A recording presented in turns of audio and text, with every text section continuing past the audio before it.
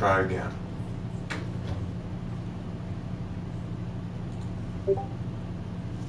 Yep, just got it. Okay, now we're getting that was bizarre. Fuck. What? What happened? The Discord update was like my computer just had an aneurysm for a second. Yeah, well, computers will do that, you know.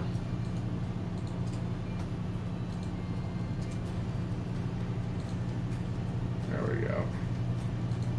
It took a little longer to get this one started, but it looks like we got it up and running. Okay. Sorry about the delay. We had some technical difficulties on our end. The stream wouldn't start. You still have school till the 15th, Strange Mitten? My apologies. Well, we're out, so we're going to celebrate. We'll do an early celebration for you. How about that?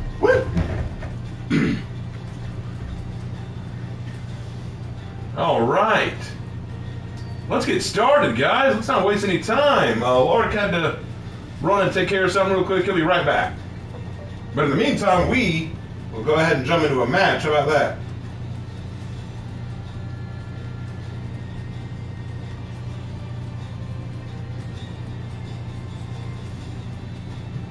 There's nothing more powerful.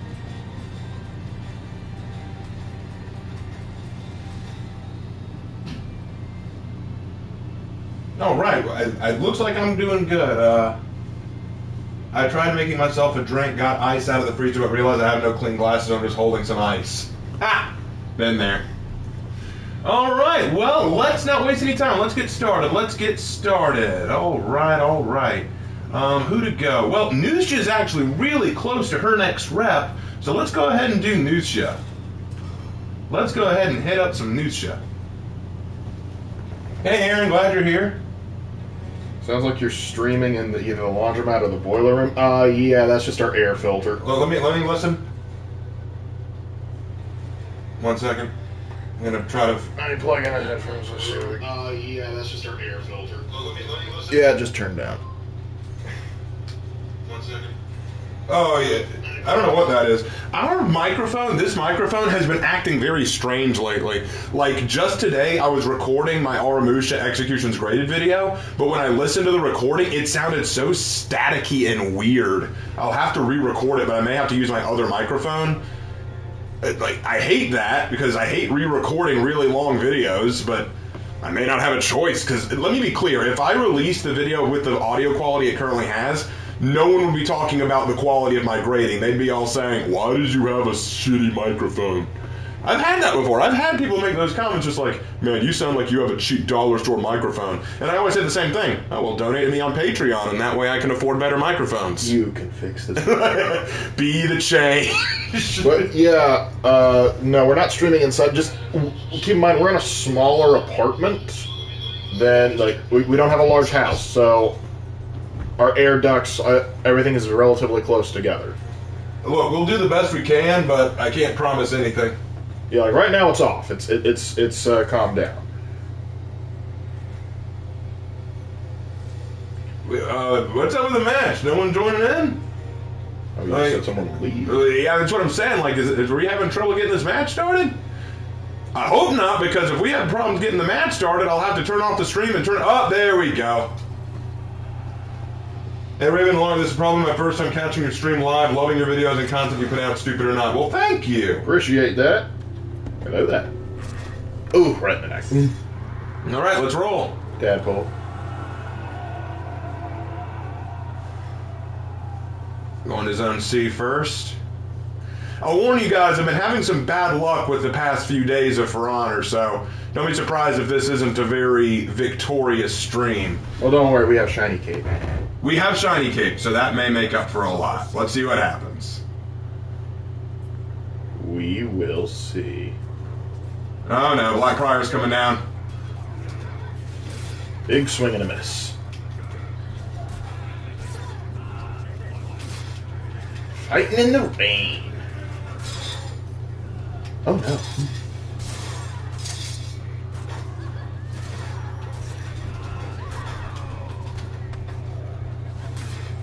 Man, do you guys ever feel just kind of bad for liking certain things? Like sometimes I like watching stories that's kind of dark, edgy characters. Crap. And people just assume, wow, you're cringy edgelord. I think what you're referring to is guilty pleasures. Yeah, everyone has like guilty pleasures that like things that they enjoy that they know are like objectively bad. So nothing to feel bad. Listen, I mean, just be aware that like that's kind of like people who say, like we have a friend who likes the Star Wars: The Last Jedi, and we've told him, well, Lark, you especially have told him it's objectively bad, but he likes it. he enjoys it. It's, I mean, like, it's not a problem. It's like, as long as you recognize it. Here's the thing. Like what you want. Enjoy what you want. But if you're going to say, oh, it's objectively of good quality, be prepared for someone to say, why? And then when you answer that question, be prepared for someone to say, nope. Yep, and don't worry about liking things that are a little bit edgy. There's a little middle schooler inside of all of us who enjoys the anti-hero and the edgelord. Listen, edgy as he is, I still enjoy the Punisher. I still enjoy things like that. Oh gosh, I was trying to think of another example of it. Ghost Rider. That's who I was thinking of. Ghost Rider. Hey Raven, could you play the Chimera event? We'll see. I don't usually do, like, event streams. Like, I don't usually do that, but I can try. Mm-hmm. They're like, what are your least favorite fairy tales? Which are your favorite? Never really thought about my least favorite fairy tale. That's the thing. This is the problem Nusha faces. If you cancel your heavy to try to do a guard break, they just light you. Because, as I've said before many, many times, Nusha is the weakest character in the entire roster. This poor girl has nothing. Oh, she has trap attacks. They're easily countered. Easily countered. Yes, the light parriers are gonna be gotten by the trap attack.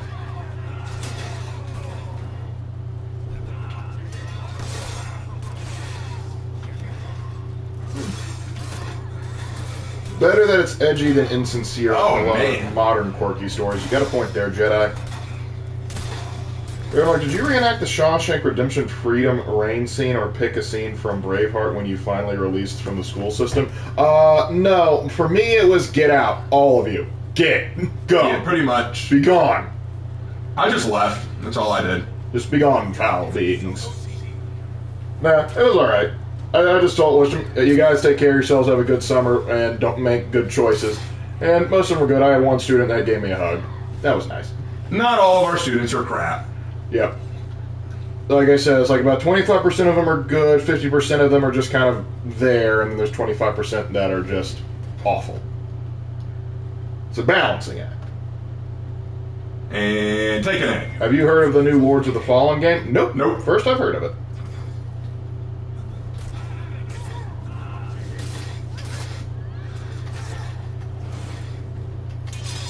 Aha! Can we do a third time? Yes! Aw. Crap. I thought he was going to do a shield bash. Would When You Believe be a good song to describe your last day? Damn! Yes, it would be. What was the question? I'm sorry. Would When You Believe be a good song to describe your last day of school? Probably. Either that or It's a Beautiful Day. Mm-hmm. That would be a good one. Well, all the teachers were singing something like that when we were leaving. It's a beautiful day and I can't stop myself from smiling. If we're drinking, then I'm buying. And you know there's no denying, it's a beautiful day. And I'm not going to do that. Michael Bublé does that better. Mm-hmm. Raven, both Warden and Nusha are weak heroes. Yes, they are, but Nusha's weaker. Like, at least with Warden has hyper armor at the very end of his bash, and he has unblockable heavies. Those are something. Nusha has nothing. Hey, Raven and Lark, what do you guys think about Lilo and Stitch live action? I think it's hilarious. Yeah. That they're making it. Not that we're going to go see it and we think it's of good quality. Just, no. Pick up. I'm not going to be able to.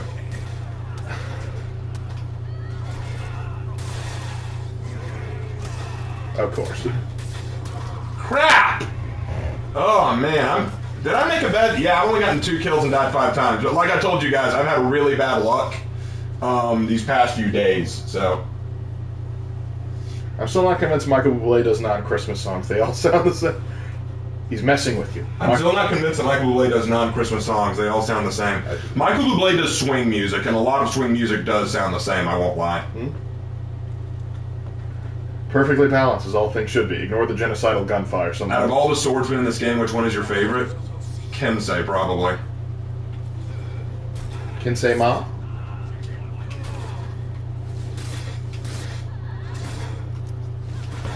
Crap, light pit, damn!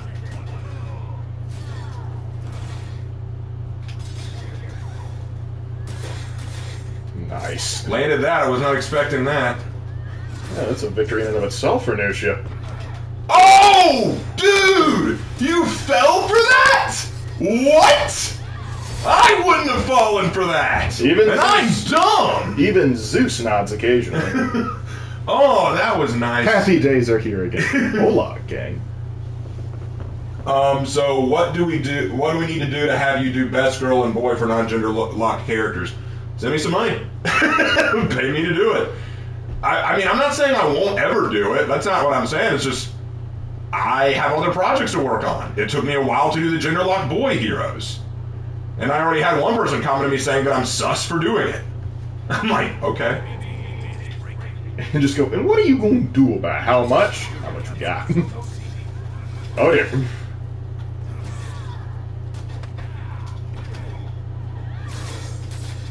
I can't believe he fell for it. Oh no, he brought a friend. Okay, I'll add this. Come get me.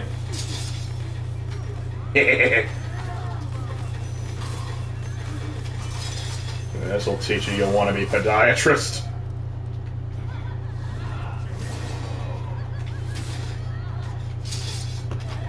Oh. Well, things are getting tense now. Ah, I couldn't hold out. Still impressive, though. I couldn't hold out. Anyway. What's he doing? He's beginning to believe. Great reference. What's he doing? He's beginning to believe. Hey, RNL, I guess that's us. What's the funniest historical event you learned of during your history studies? The funniest? There's a couple things. One of my personal favorites is during the Battle of New Orleans. Part of the reason the British lost is because they marched up to the ramparts. Now, typically when you have ramparts like Andrew Jackson had built, the best way to counter them, if you can't go around them, is to come up with ladders against them.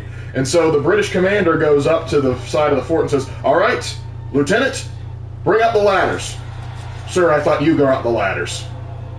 And so literally they're taking fire, standing still, while American sharpshooters are picking them off one by one. And you literally have a British colonel strangling his subordinate going, "If we make it through this alive, I'm going to kill you."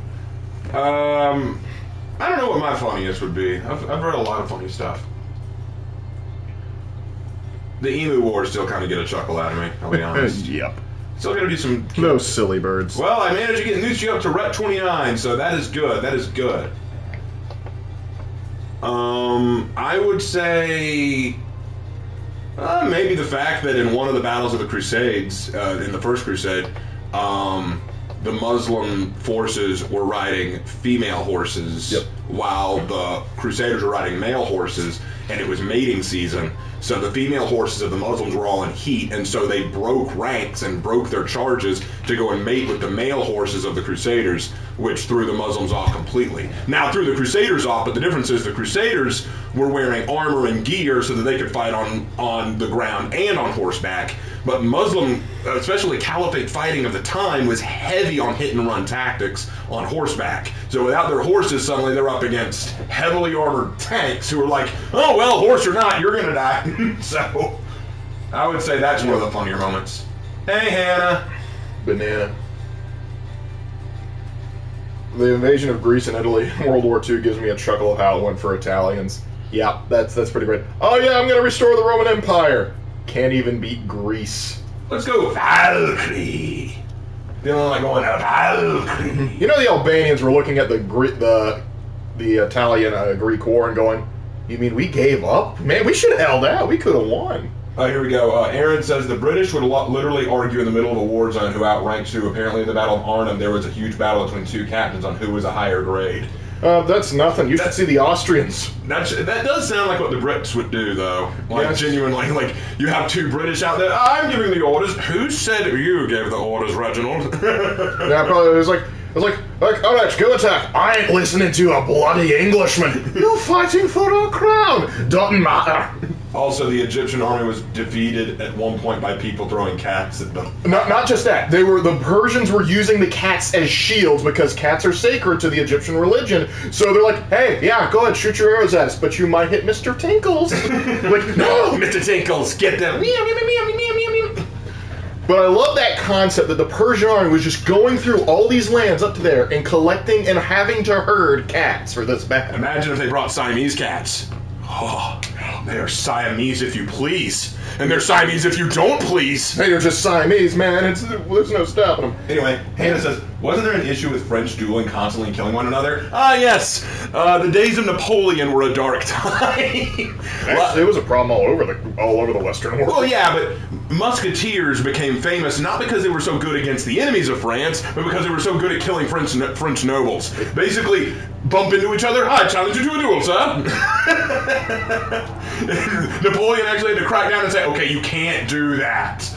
Yeah, Napoleon also is the reason why if you have a sports coat or a jacket like that, it has buttons on the sleeves too.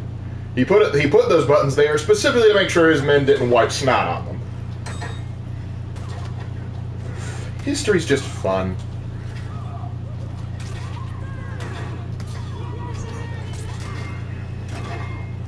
Giulio Dabani beat 3 guys at the same time. French against anyone else? No. Here's the thing. French against anyone until, like, 1815, we will destroy you. Afterwards, no. Because the French have a quite impressive military history, but after Napoleon, it kind of goes downhill. They still have they have a few bright points here and there, but it's just not the same. Crap. I wasn't going to win this one. I was outnumbered 3-2, and my buddy died. Hey there, Mal.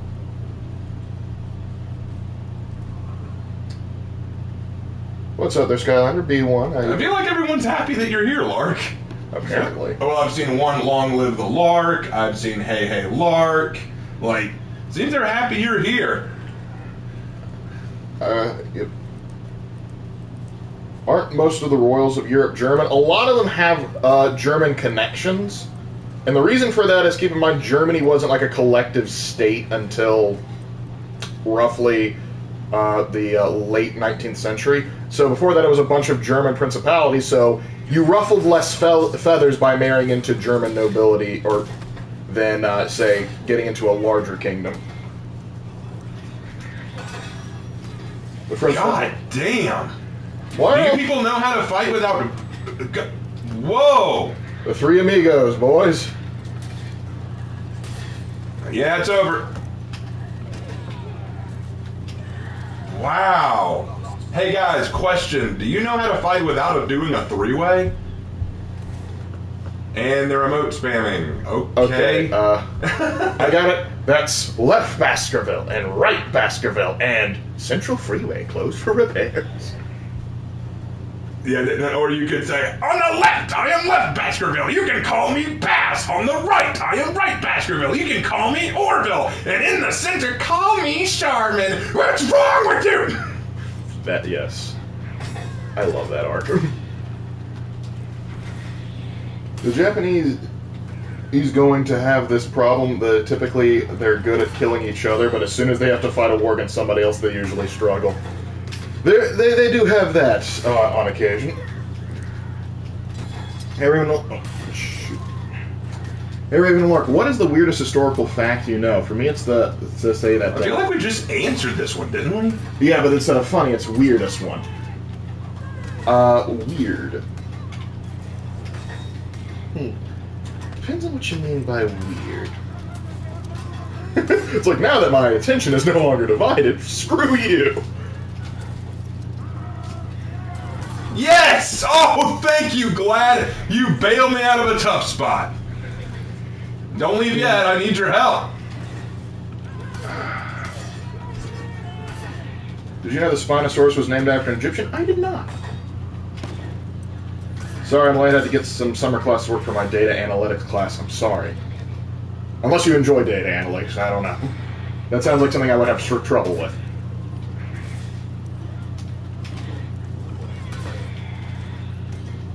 Dang it, Warlord, we were having a good time! Oh, dang it! Dang it, I thought that he'd go over the ledge. That would have been funny. Anyway, we got a trick cast. Let's see.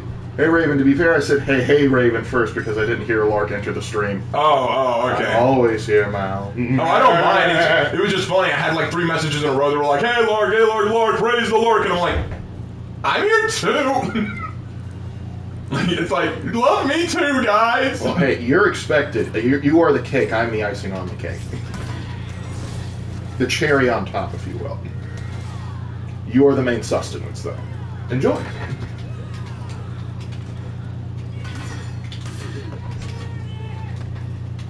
I'm down to 1 soda, 1 shake, and 1 energy drink, and I have to finish this college project. Oh, yeah, I never drank more caffeine than when I had overnight paper. Crap.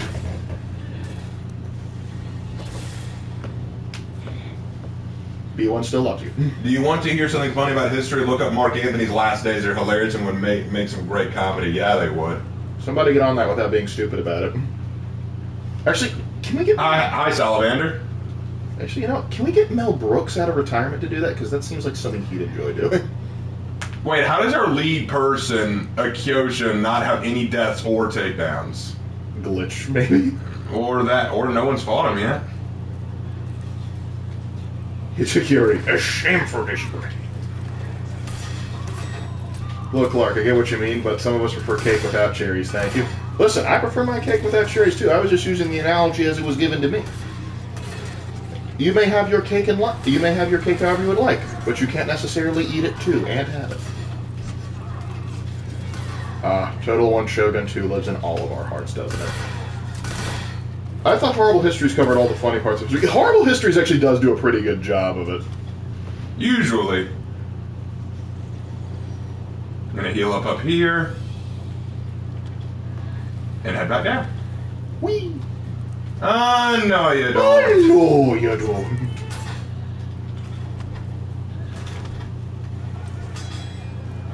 Can't Start running now. Start running. Wouldn't have to fight someone who could take you.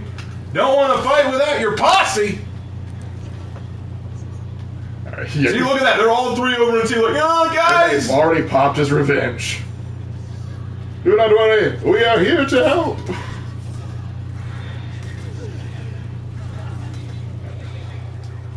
Oh, Garbo Garcia is hilarious. Oh, Slanderous. I forget it's Friday until I see this on my front page. Splendid. Good to see you, Slandy. Currently, we're taking the problem head on. Hey, Aaron Lark, what is your favorite type of cake? Chocolate. Chocolate. It has not changed once since we were like 3. Crap. I'm dead. Oh well. Stamina runs away at the worst time. It does, but it also sucks that these guys have just been kind of this glued to each other's hips the whole match. Those 3 just will not leave each other's side. If one of them does get further away from the other, like you saw that warmonger earlier, just ran to get away, ran to get back to her buddy. It's a shameful display. Hitakiri, you want to fight me on your own? I don't know if that's wise, buddy. I don't know if that's... Yeah, there you go. Had to call in backup. Just came out of nowhere. Yep. Had to wait for backup. Oh, man. Oof, rough. Yeah, well, like I said, it's been a bad luck for me and for Honor. I've had a lot of bad luck this week. Honestly, you didn't do too bad this match. 6 kills, 6 deaths. Listen, I consider, like, I really don't pay attention to the deaths. I'm more focused on the... Hey, Raven, when we get a new Executions Graded video? I don't know.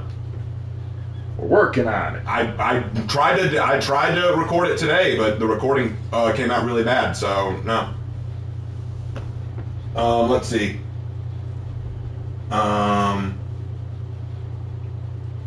Hey Raven, got any tips of wisdom? Got into a huge argument with my father over firearms, which is stupid, I know. And you just won't stop thinking I'm against him when I'm just pointing out inaccuracies. Well, I don't know what you're both arguing. I don't know the 2 sides of that argument, so I couldn't tell you who's right or wrong. Also, be careful with phrasing, and also just sometimes people don't take information from certain people very relatively well. It's sometimes in father-son relationships, they like anything that they say might be considered back talk. Like there's a certain YouTuber that talks about such things, the back talk trap.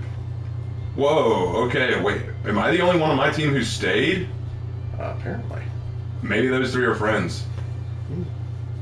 Hey Raven, apparently it's Jurassic June. Are we going to get more from our Raptors from the Raptor Girl story? Notion. Maybe I should do something with the Raptor Girls. Yeah, I could do that. Yeah. Yeah, well, Hannah, if you're still watching, I think we can do something with the Raptor Girls. Let's do something with them. I want to write about them. I already wrote one thing about them, but we didn't get to do anything with it, so hey, I'll do some more with the Raptor Girls. That'd be fun. Yep, Black Templars tell me everything about them. They new or classic sculpts. They got gear. They're Primaris, and they got bolters, heavy bolters. I got one flamer, two power swords, several chain swords, and one incense burner. Hannah says, yeah, that's fine. Hannah, I don't want to hear that's fine. I want to hear you get excited. Hannah acts like this, but I'll be honest with you guys. When I first pitched the idea of the Raptor Girls to her, she was pumped about it. She's just trying to stay calm. Gays and dinosaurs share a month of celebration. Funny how that actually came out. There's nothing I really feel I need to celebrate about the Gay Pride Month. Just I feel like it's a corporate thing more than It really is. I don't see anything worth celebrating. I'll be honest. Yeah, but what's to celebrate? I don't get it. The fairy tale kingdom idea with dinosaurs instead of dragons. Have you ever heard of the lizardmen from Warhammer? Exactly. Because what is more terrifying than a dinosaur, but a dinosaur riding another dinosaur? Raven, are we getting a new execution graded videos? I answered your question, bro. I said I don't know when it's coming out yet. I tried recording it today. It came out crappy. The audio was terrible, so I'm going to have to remake it. Like, I don't know how long that will take. I definitely won't get it done by today or tomorrow. My best guess, if I really focus on it tomorrow, I might have it out by Monday. Now, he didn't hear you. He had to leave for a second. Don't forget the wizard lizards. Everyone loves the wizard lizards. It looks like we're not doing so hot. We got two guys heavily injured. I'm going to go to A and see if we can't at least turn a zone around. A. Oh, they're already helping out with that. I'm on it. The new Lizardman models look so great. Actually, I saw like a box of them that was actually like cheaper, like relatively speaking. Like Space Marine box, $160. Lizardman box, $90. I'm not big into Age of Sigmar, but holy crap. Gosh dang it if I don't like those models.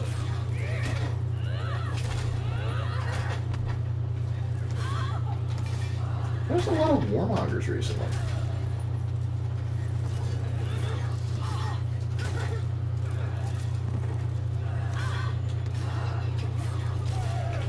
Crap! And then, yeah, you're right. There are a lot of warmongers lately. Is there some sort of a thing going on for them? Or? I don't know. Interrupted. There are duplicate sounds in the stream, by the way. In-game sounds are playing twice. That would be the echo, I guess. I don't know. Man, I guess we just still have technical problems. Do you hear it, Lark? I don't. Let me hear it.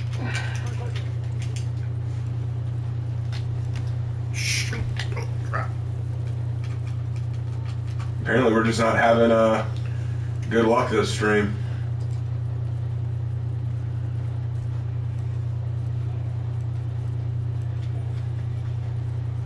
Ah, crap. One of them's taking C. You again. I don't hear anything too crazy. Yeah, no, I don't hear an echo. Warmongers more like fight hunters. Yeah, they do.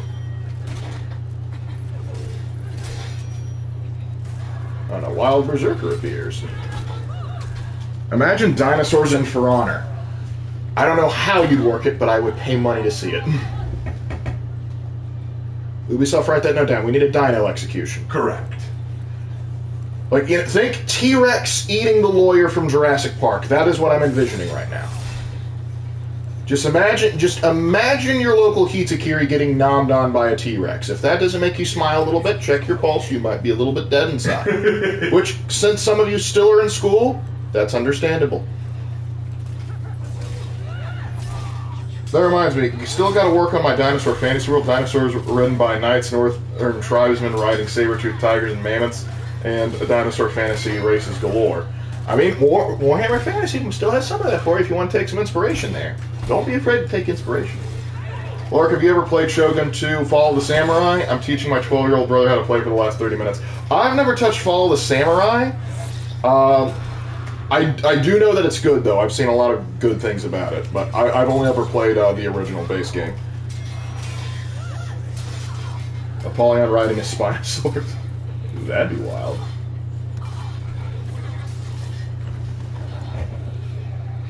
Your personality makes up for the quality of the mic. I appreciate it. We do enjoy that. Hey, Raven and Lark, were there only 3 Knight Orders at Templars, Hospitallers, and Teutonic? No, there were plenty. Those 3 are just the most well-known. And Kykes Invictus just dropped $10. Howdy from the Minneapolis airport after a Montana vacation for a week. Flight got delayed, so I'm here. I'll take it good with the bad. Well, thanks for the $10. Really appreciate that. Sorry that your flight got delayed. I have been there before. That is not fun. Yeah, my first time flying was wild. Now, there is a streaming game called Dino D-Day where it's dinosaurs in World War II. That's so stupid, I might have to play that. Because I want to know what, like, that is like a 1990s Doom-esque idea. We need a new idea for a game. What do we do? What if we had World War II but with dinosaurs? Oh, that's a great idea, Jimmy. This is revenge for earlier. Suck it. Meaty thwack. When are we getting a new map in For Honor? Hell if I know. Ubisoft, please. It's been too long. Patrick, we actually have a most frequently asked questions for that one. There are a ton of knightly orders: Livonian Sword Brothers, Knights of St. Dobrik, my personal favorite, Knights of St. Lazarus, and Order of the Leper King. Order of the Leper King just sounds like a baller name. He's building up his revenge. I need to back up. Build it up, it's already there. Yep. I think Dino Crisis 3 had dinosaurs but in space. And that is why it is awesome. We just call those the old ones. Dinosaurs in space. Love it. I like how Lark's reenactment of the game meeting includes a snort of no sugar. I mean, let's be real. Like, it's one thing for a bunch of guys, you know, spitballing over Discord or YouTube saying, like, you know, it'd be cool dinosaur World War II game. But actual developers, people that actually went to college for marketing and other stuff like that, are seriously discussing dinosaurs in World War II. They looked at Calvin and Hobbes, saw Bill Watterson draw Tyrannosaurus Rex in an F-14 and said, I want a game about this. Hey, Raven, is there going to be a Hero in History video soon? What hero? We're already caught up. We're caught up. We've done all the Heroes in History videos we can until the new hero comes out. Yeah, when the next hero comes out, obviously that'll be a priority. Lizardmen and Warhammer win. When? They're already there? Lizardmen are already in Warhammer Fantasy. Do you not know of the great wizard lizards? Who gave them permission to rally? I didn't give them permission. Oh, 40K. Yeah, they were there. They were actually the first there, and then they died. You can thank the Necrons for that one. Because, yeah, the old ones were basically just the giant toads from Warhammer Fantasy. I actually watched SAO in its entirety. I know it was bad, but I really liked the character designs. That's fair. You can do that if you want. After Season 1, there's nothing going on. And I didn't even like Season 1 all that much. Do you know the Muffin Man? I am the Muffin Man! Really? Y'all are just spamming your... Wow! Y'all saw this, right? Two warmongers just spamming their claw attack. What? Oh gosh, no, I think it's like, I'm gonna get you a ring. SAO sucks. SAO Bridged, on the other hand, absolutely. That is true. I just never liked SAO. Who lives on Drury Lane? I had to move away from Drury Lane. The property taxes got too high. Are the Tyrannid replacements for Lizardmen or Skaven? Skaven, definitely Skaven. Yeah, I would like to see something like the Lizardmen reintroduced. Heck, I'd like to see actual Space Skaven. That'd be amazing. So has Hannah made Quarian Raven yet? Jay made Quarian Raven. Jay already made Quarian Raven. That's already been done.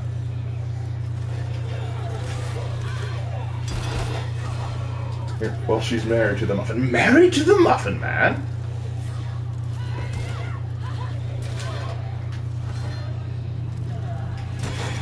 Are you two just gonna just gank the whole? Yeah. That's pretty much. Seems to me that the name of this game is gank. Yep, they got desperate, so they had to crouch in. Hey, Raven and Lauren, have you seen Dragon Ball Z Abridged? Yes, we have. We've made a few jokes referencing it in some of our videos. My most recent Lamentations. Yeah, you gotta watch our videos, man. We reference stuff all the time. Yeah. Yeah, there's a humor in DBZ Abridged is typically on point.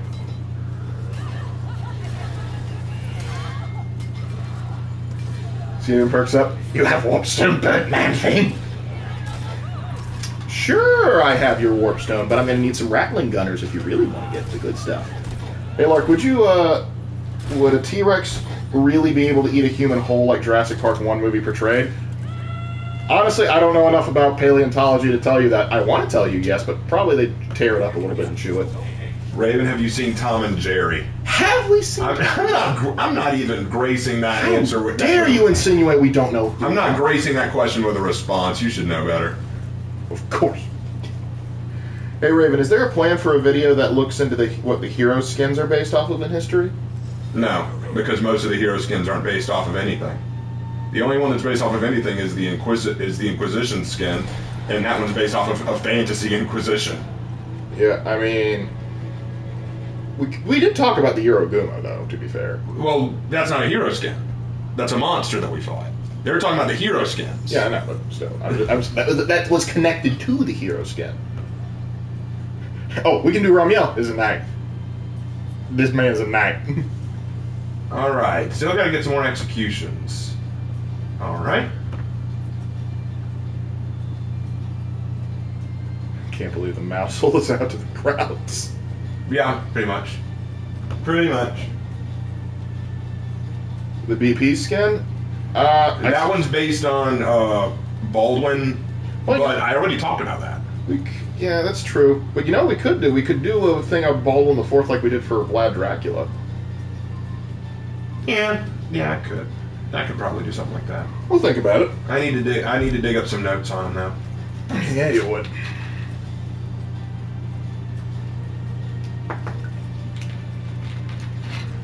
Like, when you're done with the Lamentations series, you're going to find a new game faction to lament or just be done with it? I don't think I'll ever be truly done with that, because I have a lot on my list, and people keep giving me new ideas. Hey, Raven, if you could go to heaven or hell, where would you go? Is that a real question? You're asking a Christian whether or not you'd want to go to heaven or hell. Is that a real question? Like, I'm genuinely concerned. Is that a real question you just asked me? Spending eternity with our Creator who loved us and sacrificed himself for us? Or eternal damnation. That even a person who's not a Christian should know the answer to that. Mm-hmm. I know. Like, everyone knows the difference between the good place and the bad place, the up and down of the situation. Okay. Listen, I'm not going to go. I'm not my eternal life. I don't want to be spent next to the boiler room. Right. Like that. No. As an atheist, I can confirm I'd rather go to heaven. Exactly. Like, I don't believe, but let's say if I had to choose, I'm going to pick the one with the clouds. I'd go to hell. I've seen those biblically accurate angels. Yes, but who do you think? Oh my! Are you serious, B1? Are you sure? Like, you want to be going to the place where the biblically accurate angels are torturing you? Okay, so you're scared because you're scared of the biblically accurate angels. Sure. I would sooner get used to... Here's the first thing about the biblically accurate angels. They took one description of angels out of the book of the Revelation. Here's the thing. Angels can look like whatever they want. Angels have no permanent form. They can look like whatever they feel like. The biblically accurate angel is just a misnomer because it's not biblically accurate. Angels were also described in the book of Genesis as being beautiful. Like, you couldn't tell if they were man or woman. They just looked perfect. They were also described as beautiful in the book of Matthew when one appeared before Mother Mary. You know, it's like, it doesn't, like, the whole biblically accurate angel thing is ridiculous. I've never liked that meme. But even if the meme is true, I could get used to biblically accurate angels. Also, because the angels in the Bible, what? Because the angels in the Bible will not try to hurt me the way demons of hell will. And I want you to think about that. Demons are fallen angels. So if you're scared of angels just based on their appearance, imagine what the demons who are fallen look like. Angels are people with wings. Depends on the brand. Next to the one of my Beauty is in the eye of the beholder. There's nothing beautiful about hell. Hell is never described in beautiful terms. And there is not one verse in the Bible that says anything good about hell. It describes it as people that go, it's like never non-stopping wailing and gnashing of teeth. Lake of fire is probably the best description. If hell is like the way it's described in Dante's Inferno, at least to be visually interesting. Yeah, okay, my Dante's Inferno is political propaganda. Dante's Inferno was propaganda and fan fiction. Okay, let's be real about well-written fan fiction, don't get me wrong, but at the end of the day, let's be real. It's so we can meet his senpai Virgil.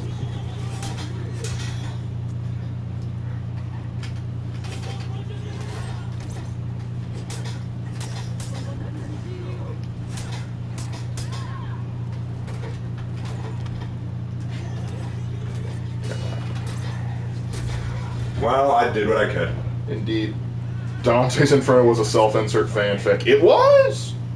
What's the description of demons in the Bible? If I want to write them, I got to get them right. Demons can take whatever form they want to. Demons take many forms, and quite often they're seen possessing people. If you spend an eternity in hell, is it possible to get used to hell? No. No, that's not how that works. Nope. If you spend an eternity to hell, it is eternal damnation, and then, as it says in the book of Revelation, at the end of all things, God casts all those in hell into the abyss. They cease to be. Dale Expert just dropped $5. Out of curiosity, is Krim from Interspecies Reviewers somewhat an accurate angel? I've never seen Interspecies Reviewers. So. I don't know. I appreciate the super chat, Dale. I just don't know what that is. Interspecies Reviewers is like an anime, but I don't know anything about it. Oh, okay. If we're properly applying the concept of hell as full separation of God, which implies that no one is fully separate on earth, no matter how bad things are, you're gonna have a bad time. Very true. I'm not doing well now. God, this dude and his parries. And not one platypus for shame.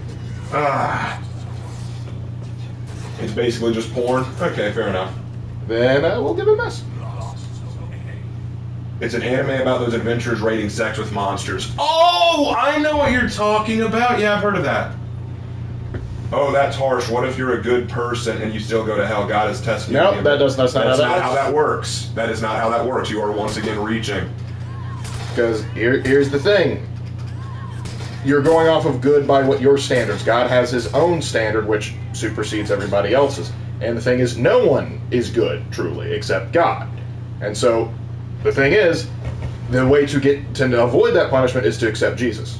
From the Christian teachings, that is how that works. Accept Jesus as your Lord and Savior, and your sins are forgiven, and so you can go to heaven.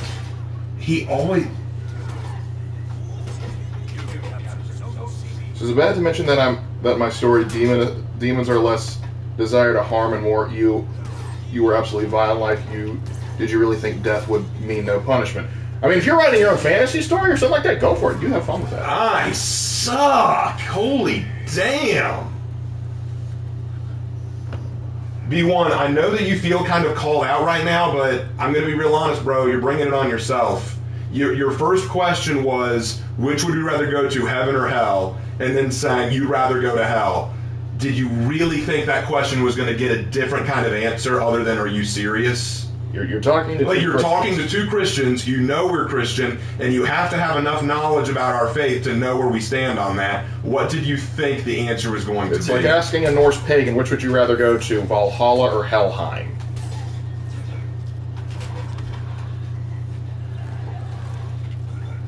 What would the afterlife look like if every religion was together? That would be wacky. I don't even know begin to know how to work with that.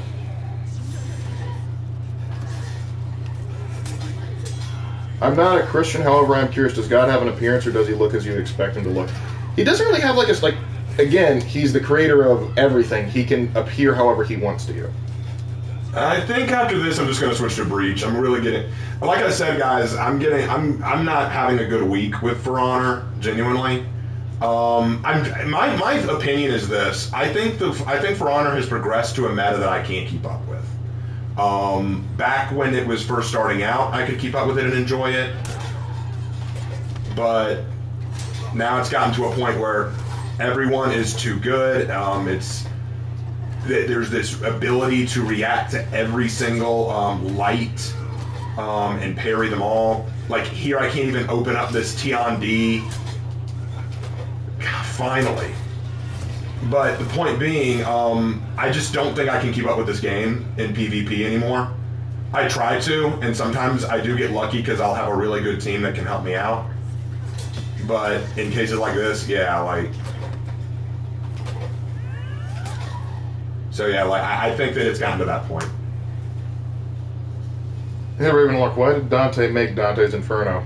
He wanted to criticize his political opponents and people he didn't like.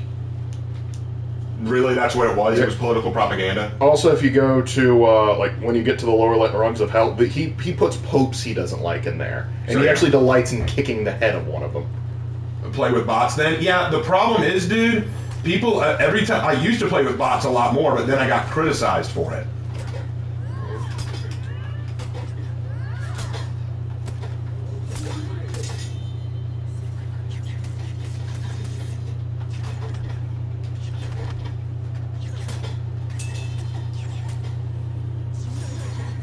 Kyoshins.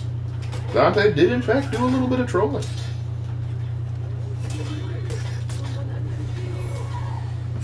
See, I can't keep up with it. I saw a YouTube video about a guy who wanted to meet the Pope, and I said, wait, the Pope's real. How do you not... How do you not know the Pope is real? He's one of the... Even if you don't believe in Christianity, the Pope is a historical figure. Like, he's been around for... Oh my... The position has been around for ages. It's been around, arguably, for over 2,000 years. Yeah.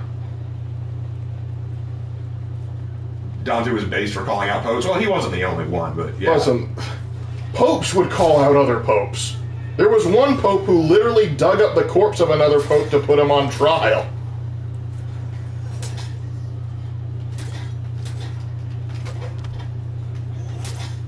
Yeah, we don't need to talk about that, Iggy.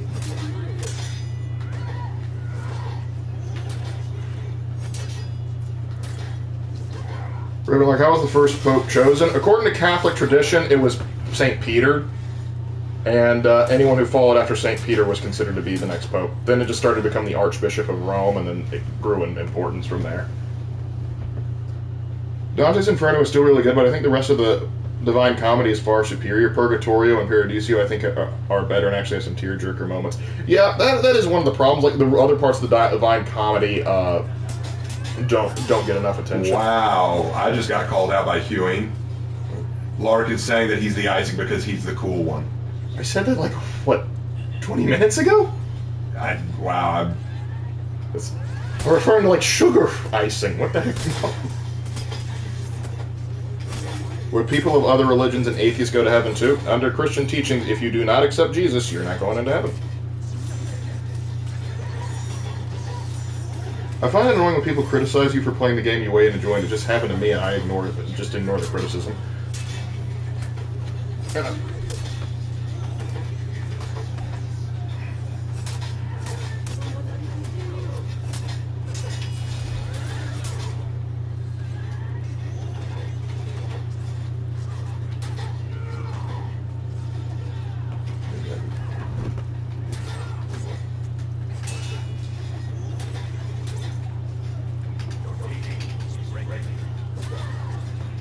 No point. Damn it. There is some debate on people who have never had the opportunity to accept Christ. Yeah, there is a range of debate on that. Why did Dante's Inferno image of hell get to be what people think of hell it is? It was the first work to really, in detail, try and describe what hell looked like. But even then, they really don't pull that much from Dante's Inferno. I mean, because typically when you think of stereotypical hell, you think lots of fire and other stuff like that, and the devil's the one in charge instead of just being an actual prisoner. So the modern pop concept of hell is not the same.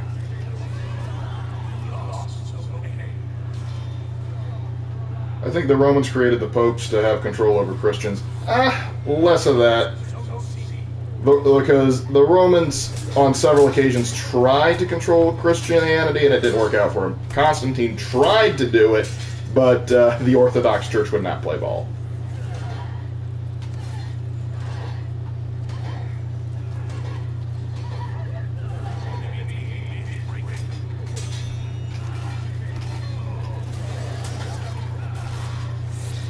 I wish I'd gotten some help there, but okay.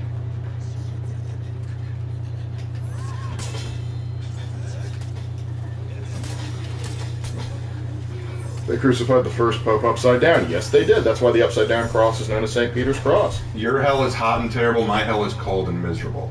Well, if you listen to Dante, ours is cold and miserable too. I find it funny that you say our hell is hot and miserable, and yet you had to say that you would want to go to our hell.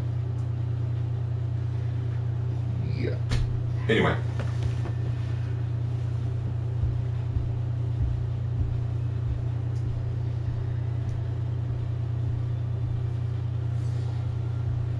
No, well, we're going to Breach now because I'm getting kind of sick of this. I'm just not good at this game anymore, guys.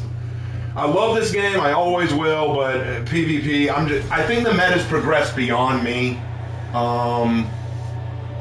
It's just gotten to that point. I love this game. Please don't hear me. Please don't think that I'm not in love with this game, but I've seen other players who just rock this game. They've grown with it. They've learned it. They understand it on a tremendous level. I'm not a great gamer. I'm not a great fighting gamer. I love the game for the history and the combat style, but I'm not keeping up with it well. I might stop doing PvP for a while just because I'm just not good at it. I'm just not good at it. Moving on to Breach. There's nothing wrong with going against bots. Well, like I said, I agree. There's nothing wrong with going against bots, but I've had people criticize me as being the bad For Honor creator because I don't play people all the time. Like, it feels weird when I have people like Slanderous or other folks who make For Honor YouTube videos who are just really, really good at the game, and they play with me, and I play with the bots, and I feel like I'm just holding them back. All right, night there, Civil War. Good luck on the D&D session there. Night, man. Have a good one. Hey, Raven Lark, what did inspire the pop culture hell? They took bits from the Bible, like the concept of the lake of fire. And the fire and brimstone, yeah. And not to mention the Catholic Church, for a time, did sort of prop that up. Not to mention the Puritans didn't help with that matter, and so they popped with the idea, like, hell is very big, is very hot, burning, all that stuff. But eventually you got stuff like Paradise Lost and other stuff that started to change how people looked at the devil.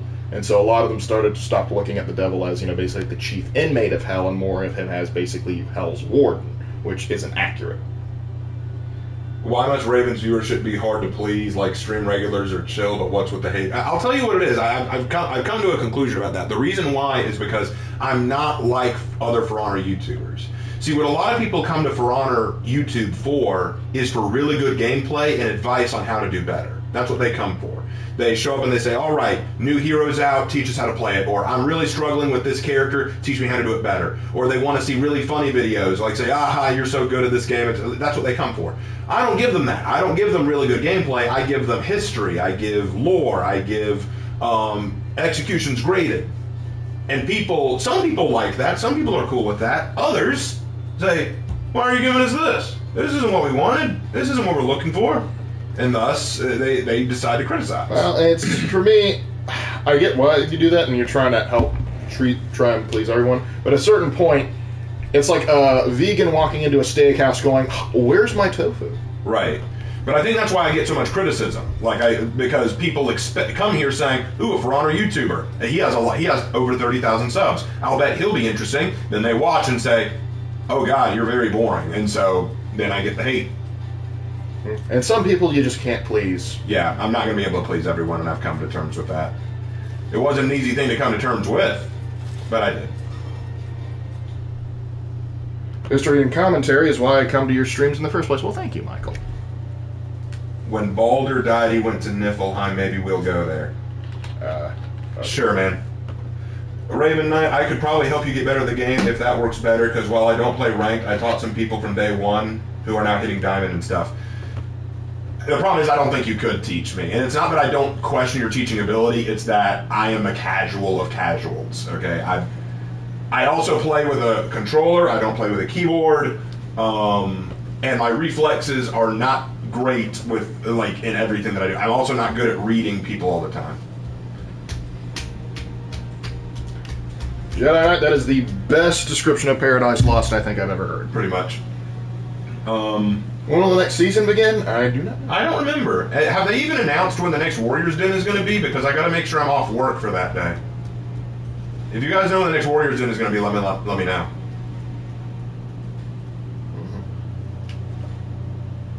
I play it because, like you said, in the past, there are no other games like it. It's unique, and that's what it has to offer, exactly. And also, another thing that For Honor is going for it, the customization on a lot of the characters is awesome.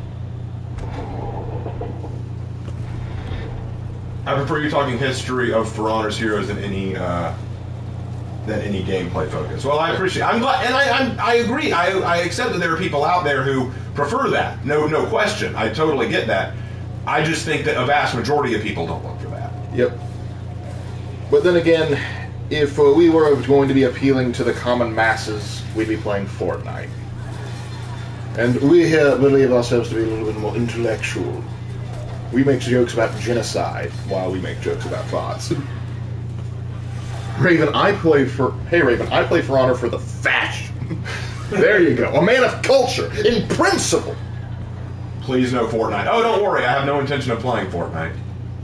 I'll be honest, I would probably sooner play Overwatch than Fortnite. And I don't even like Overwatch. I'm not giving Blizzard any money. The only reason I would play Overwatch is because a few of my friends play it, and I want to do stuff with them. That would be the only reason. Like, that's why I picked up Genshin Impact. Not really because I was all that interested, but because I had friends who played it. Yep. Do you even like Fortnite? No, neither of us like Fortnite. No. What's funny is I actually did pick it up like when it first came out and when it was actually a zombie game. That I bought it to play that, and I thought, it's okay. Then the a Battle Royale system came out, and I played it, and I was like, I'm not a fan. I'm just not a big Battle Royale guy. I just think that Fortnite lied. Like, Fortnite, when I saw the trailer, looked like a really cool kind of comedic zombie run and gun kind of story. But people didn't care for the story mode, so they scrapped that, and then they went with just the Battle Royale building stuff. And then people got bored of that, so what did they do? They added memes, they added skins, they added dancing, they added all this stuff. Okay, so Warriors Den is on the 8th, next season is on the 15th. Oh, shoot. Mal, I'm not saying I don't trust you, man, but can you give me confirmation? I need to see the receipt so that I know for sure, because if I'm going to ask off work, I need to make sure that... That's next week. You should be good to go. I just need to make sure. Because I don't want to say, oh, well, it's the 8th, then I'm good, but then find out, actually, no, it's this other day. You know what I'm saying? Mm-hmm. So I just need to see where you got the information so that I can guarantee. It's not that I don't trust you, it's so that I can be doubly sure. Imagine if they added a Polygon to Fortnite. Well, it wouldn't surprise me at this point. They added everything. I mean, they got Goku, they got like Luffy, they got all these people. They got Naruto. Naruto can take an M16 now and headshot Captain Marvel from across the map. Anything's possible there. I feel like it's better to be a casual than a professional, since when you choke, you tend to blame yourself, while being a casual, you know your skill level and you're not pressuring yourself to be better. You'll DM it. Thank you, Mal. DM it on Discord. I'll take a look at it later. I trust you. I just want to make sure. Mal's a G. They added Fortnite, give Neji a gun at least. That is its one saving grace, I believe. That is its one saving grace. Thank you for remembering that joke. Lee says, I enjoy Genshin Impact from time to time. It's a bit of a grind, though. I agree. I don't play Genshin nearly as much because my two friends who play it, Hannah, well, both of them are named Hannah. Hannah, my artist friend who draws so much for me, Hannah, her name is Hiring on YouTube. She plays it sparingly, but she's currently getting into Honkai Railway or whatever it's called, which is like it's made by the same people who did Genshin, but it's more sci-fi. And my other friend, Hannah Valdiabella, she's just not playing anything right now. She's focusing on her career. So the people who I usually play it with, if they're not playing it, I'm probably not. I'm also not going to lie, the multiplayer experience for that game is really not that spectacular. It's just kind of... Mal, teach me the ways of having Raven trust you wholeheartedly. Mal has been a fan and supporter of this channel since its inception. In fact, he was there when we first built the Discord, so he and I have been in communication and working with each other for a long time, so he has earned my trust. The longer you stay with the channel and the more you support, you will reach that point as well. Also, his profile pic on Discord is awesome. That too. Have a good one, B1. B1's leaving? Yep, he's got to go. Alrighty. Do you trust me, Raven? The way you said that, Draken, reminded me of Theoden from Lord of the Rings. Do you trust your king? It reminded me of the Aladdin. Oh, hey, Crippling. It reminded me of the Aladdin thing, where he goes, "Do you trust me?" And Jasmine goes, "Yes." So I'm like, I felt like, are you Aladdin and I'm playing Jasmine right now? Are you saying, "Do you trust me, Raven?" Like, no. I had to do that. B1 says I do not trust you. Well, okay. Trust no one, not even yourself. No matter how bad it gets, I'll always prefer Sword Tour over Fortnite. Oh yeah, low bar there. Because as hokey as it can get, Star Wars: The Old Republic will always be special in my heart because it's Star Wars actually trying. Maybe not necessarily mechanic-wise, but I appreciate more what we got out of The Old Republic than I will ever out of Fortnite.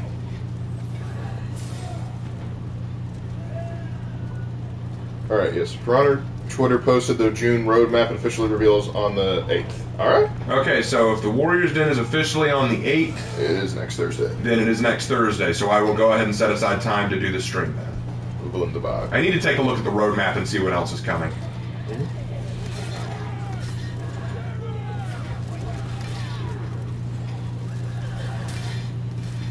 Wait, hold on. We've got Apollyon, Daubeny, and whatever his name was from the campaign, the one who dueled the Warden in the very first match. Oh yeah, that dude. Victim 1, I believe his name? I think we might be playing with friends here, Lark. Nice. I've been playing Genshin since it came out, day one, and now selling my account for a newcomer that wants to play the game without all the grind that takes years to get depending on your luck. That is one of the problems with, like, I understand the grind, but, like, after a certain point, the grind gets to be so ridiculous, it's not worth it. Lore question, where and when did Hitakiri come from? According to what we understand, they're executioners in the Mire who travel from village to village killing criminals, but they're sociopathic. They feel nothing for anybody and will kill anyone. And so when people were afraid that a new disaster was coming, a new catastrophe, the samurai basically said, you know what, we need to unleash the Hitakiri on the rest of Heathmoor. So basically, that's where they came from. They're basically samurai sociopaths. Anyway, Raven Knight, I subscribed to the new channel the second I saw it went up. I look forward to seeing what you create. Thank you. Appreciate that there, Jack. I actually used to play Final Fantasy XIV, but I stopped playing it because it was not fun anymore. I really liked the game, though, but raiding with people is always a pain in the butt. I feel you there. Honestly, though, I tried playing Final Fantasy XIV, but I had no idea what was going on. Like, there's something about an evil empire showing up. There were 3 specific, like, kingdoms or realms or something that were doing something to fight against it. All I know is I was in the desert, and suddenly I was in, like, some sort of Fey wilds, and I had no idea what was happening. Par for the course for Final Fantasy, honestly. Knights of the Old Republic will always have a special spot in my heart right next to New Vegas. Those are the first RPGs I played, and I'll always go back to this. That's fair, Anthony. I feel you. I feel you. And hopefully we get to hear Raven powerful. It's our boy JC. Makes the stream a lot more enjoyable. Hey. I don't know. People have told me they don't like me screaming anymore. I don't know. Like I said, you can't please anyone. Yeah, I know, you're right. Can't please everyone. What will we do? What do we do? What do you do? I don't know. The Hitakiri, the Japanese Dai Li. Not quite, because they're not secret police, because the Dai Li will at least try and indoctrinate you before they just outright kill you. The Dai Li have the role of being secret police, and they want to try to keep the peace. The Hitakiri just kill you because that's what Hitakiri do. Listen, if the Daili show up, you shut up because you don't want to disappear. If the Hitakiri show up in your village, you know someone's dying. Hey, Raven and Lark, is hell a dimension or something else? It's good. That's debatable. Like, some say it's a dimension, some say it's another realm, some say it's beneath our very feet. It goes in the realm of theology and philosophy. Yep. I was so rusty at this game, I lost to a match of Breach against bots. It's happened to me. The first Breach we ever played, I lost against bots, and I killed the commander right as time ran out. I was so pissed. Yeah, I think Dominic will bite the dust this season, this being the last Chimera Banquet and all. We'll have to send off our boy if they do that. I don't know how it's going to play out. I really don't. Kind of like me with Destiny. I love the game, but it's very grindy and raids. You need friends, which I doubt, which I don't really have, though. It's got a nice Jin Sakai skin for my Warlock, though. Ooh, that's cool. JRR24 Spider-Verse 2? What? They're talking about how they don't like Spider-Verse 2 because it's an unfinished movie. Oh, yeah, I heard about that. And I also don't like it for several other reasons. Like, The pregnant spider lady. plus, I'm just not a fan of Miles Morales in general. I feel I'm oversaturated with Miles, honestly. I don't like Miles. I do not like Miles Morales. I think he's a shit character. I think he's not the real hashtag not my Spider-Man. And I think that he's an overblown piece of crap. I think that people give him way more fame than he deserves, and I am miserable that in the trailers for the new Spider-Man 2 game coming out, Miles is featured far more prominently than Peter. I'm kind of like, no, screw this.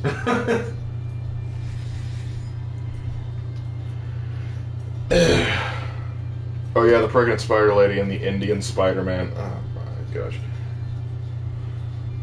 I mean, Indian Spider-Man I can at least understand the concept of, but like, if you're a pregnant superhero, should you not, wait till you deliver before you go back out and start fighting? If Miles Morales was made overseas, would he be called Meters Morales? That's pretty good. It's all because of the metric system. Asking the real question, would it be kilometers, Ryan? Ooh, that is a good question.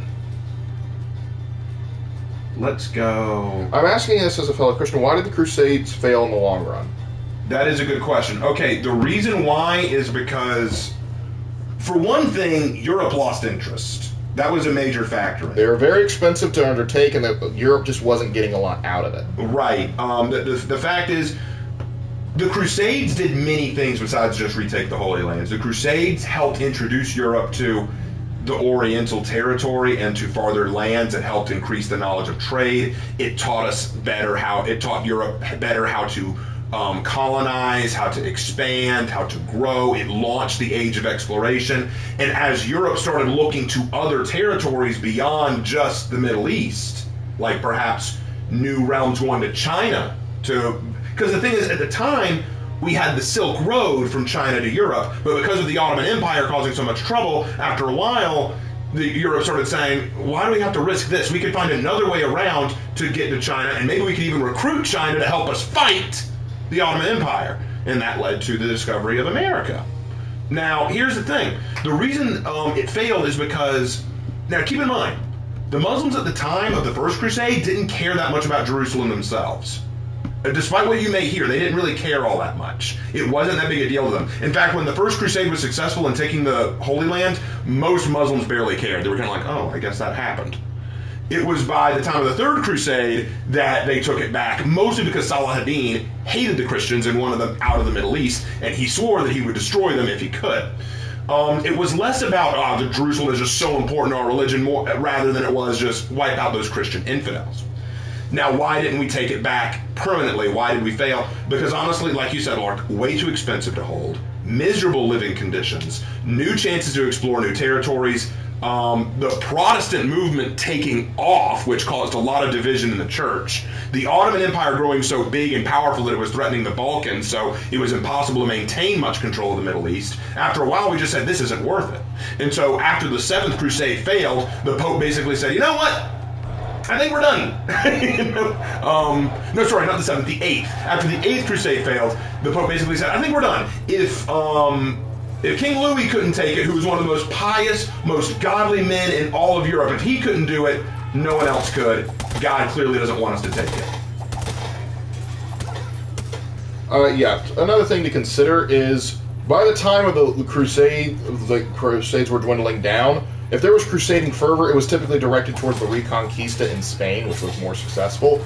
And also, with the Ottoman Empire encroaching in on European lands, and just the Turks becoming a bigger menace, it was less like, hey, we can't afford to send any more men down to the Holy Land because they're on our doorstep now. We have to start sending men there. I thought I said that. I know, I was just summarizing specifically. But what do you guys think about the argument that the Muslims protected the Jews? No, that is a lie. That is a massive lie. And if a Muslim told you that, they were not raised there. Yeah, no, absolutely not. No, they might have been protecting them as dhimmis, but only because that was a source of income. The nice thing about Spider-Man Into the Spider-Verse is they didn't race swap Peter Parker. Oh, you're right, they didn't do that. They just shat on him. See, that's my issue with Peter Parker's treatment in the Spider-Verse movies. They basically shit on Peter Parker's legacy. Miles Morales and Gwen Stacy need to be the big spider people to enjoy. But Peter divorces his wife, is miserable, is alone, he needs Miles to save him. And then in the new movie, apparently, I haven't seen it yet, but this is what I've heard, apparently they're just hopeless bastards who basically tell Miles, no, your daddy needs to die. What kind of... No. My issue with Miles Morales... They also made him Thor once. Yeah, that's right. My issue with Miles is there is nothing good about him. There is nothing interesting about Miles that cannot be seen in Peter Parker. Legitimately. He's a genius, like Peter. He makes really cool gadgets, like Peter. He's a little socially awkward, like Peter. He says a lot of really cool quips and funny one-liners when he's fighting, like Peter. He lost a family member, like Peter. He believes in responsibility, like Peter. Like, how is he a unique character? What does he do that is not Peter? Tell me one thing that's different about him and don't say his race. And people have admitted, the creators of Miles Morales admitted, we wanted to create a biracial Spider-Man.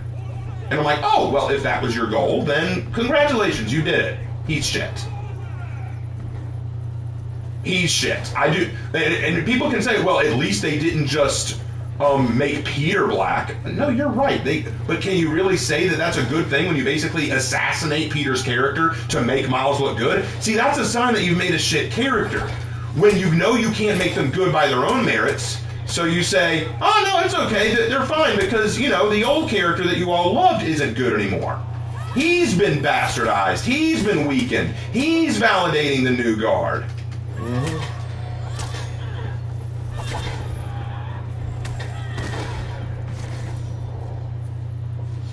Red letter meter, tell me I'm getting out of character without mentioning their job or how they look. Oof, rough.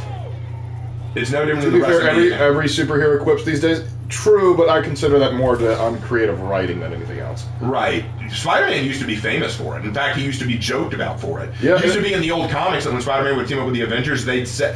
Actually, no, they brought that up in Captain America Civil War. Because Peter was making these jokes and, who was it that said it? I think it was Falcon. He basically says, you know, kid, not sure if you've been in many fights, but usually there's not this much talking.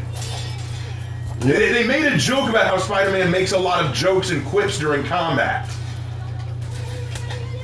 There was even a moment in the comics where Spider-Man's enemies got really scared because he wasn't talking or joking, so they thought he was serious and pissed, so they actually surrendered. That was in one of the cartoons when he was being taken over by Venom. Yeah, well, they actually said nothing to say, Spider-Man, and Dr. Ock, and when he didn't say anything, Dr. Ock was like, oh shit. Well, no, this was like with Mysterio in the comics, and what's funny is after he locked him up, it's like, thanks, Spider-Man, and then he's like, I was like, you okay? Sorry, laryngitis. That is pretty funny, but I was referring to in the cartoon show when he starts being taken over by Venom. Venom starts using Parker's body while he's asleep, like fighting crime for him while he's asleep. So Parker was literally asleep while Venom was fighting for him. Can you imagine that? Like, I wanted to get a few C's and fight the villains? Can life get better? I submit to you it cannot. I think Miles was great in Spider-Verse, and that his broad similarity to Peter doesn't detract from that. You can like his character, you can think he's great. He's a shit character. Just Here's my question then. You can like Miles' portrayal. Good. Glad you like it. Would it be any different if Peter was there instead? That's my question. If it were Peter instead of Miles, would it be any different? Did it need Miles, or could it have been Peter? That is my question.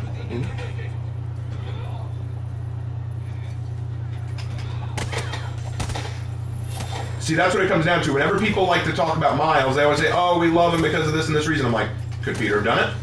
Usually the answer is, well, yeah, but... Just wait till Disney makes a live-action Tarzan, bet they won't. No, they'll probably make a live-action thing where Tarzan doesn't exist, but it's just about Jane. No, but how does that make the story bad? I didn't say the story was bad. Who have I been criticizing? Miles. I've been criticizing Miles. The story can be fine. You can like the story. The story and the animation of the Spider-Verse were great. Definitely. I enjoyed it. But Miles is no different than Peter, and that's why I think he's a shit character. Enjoy the story.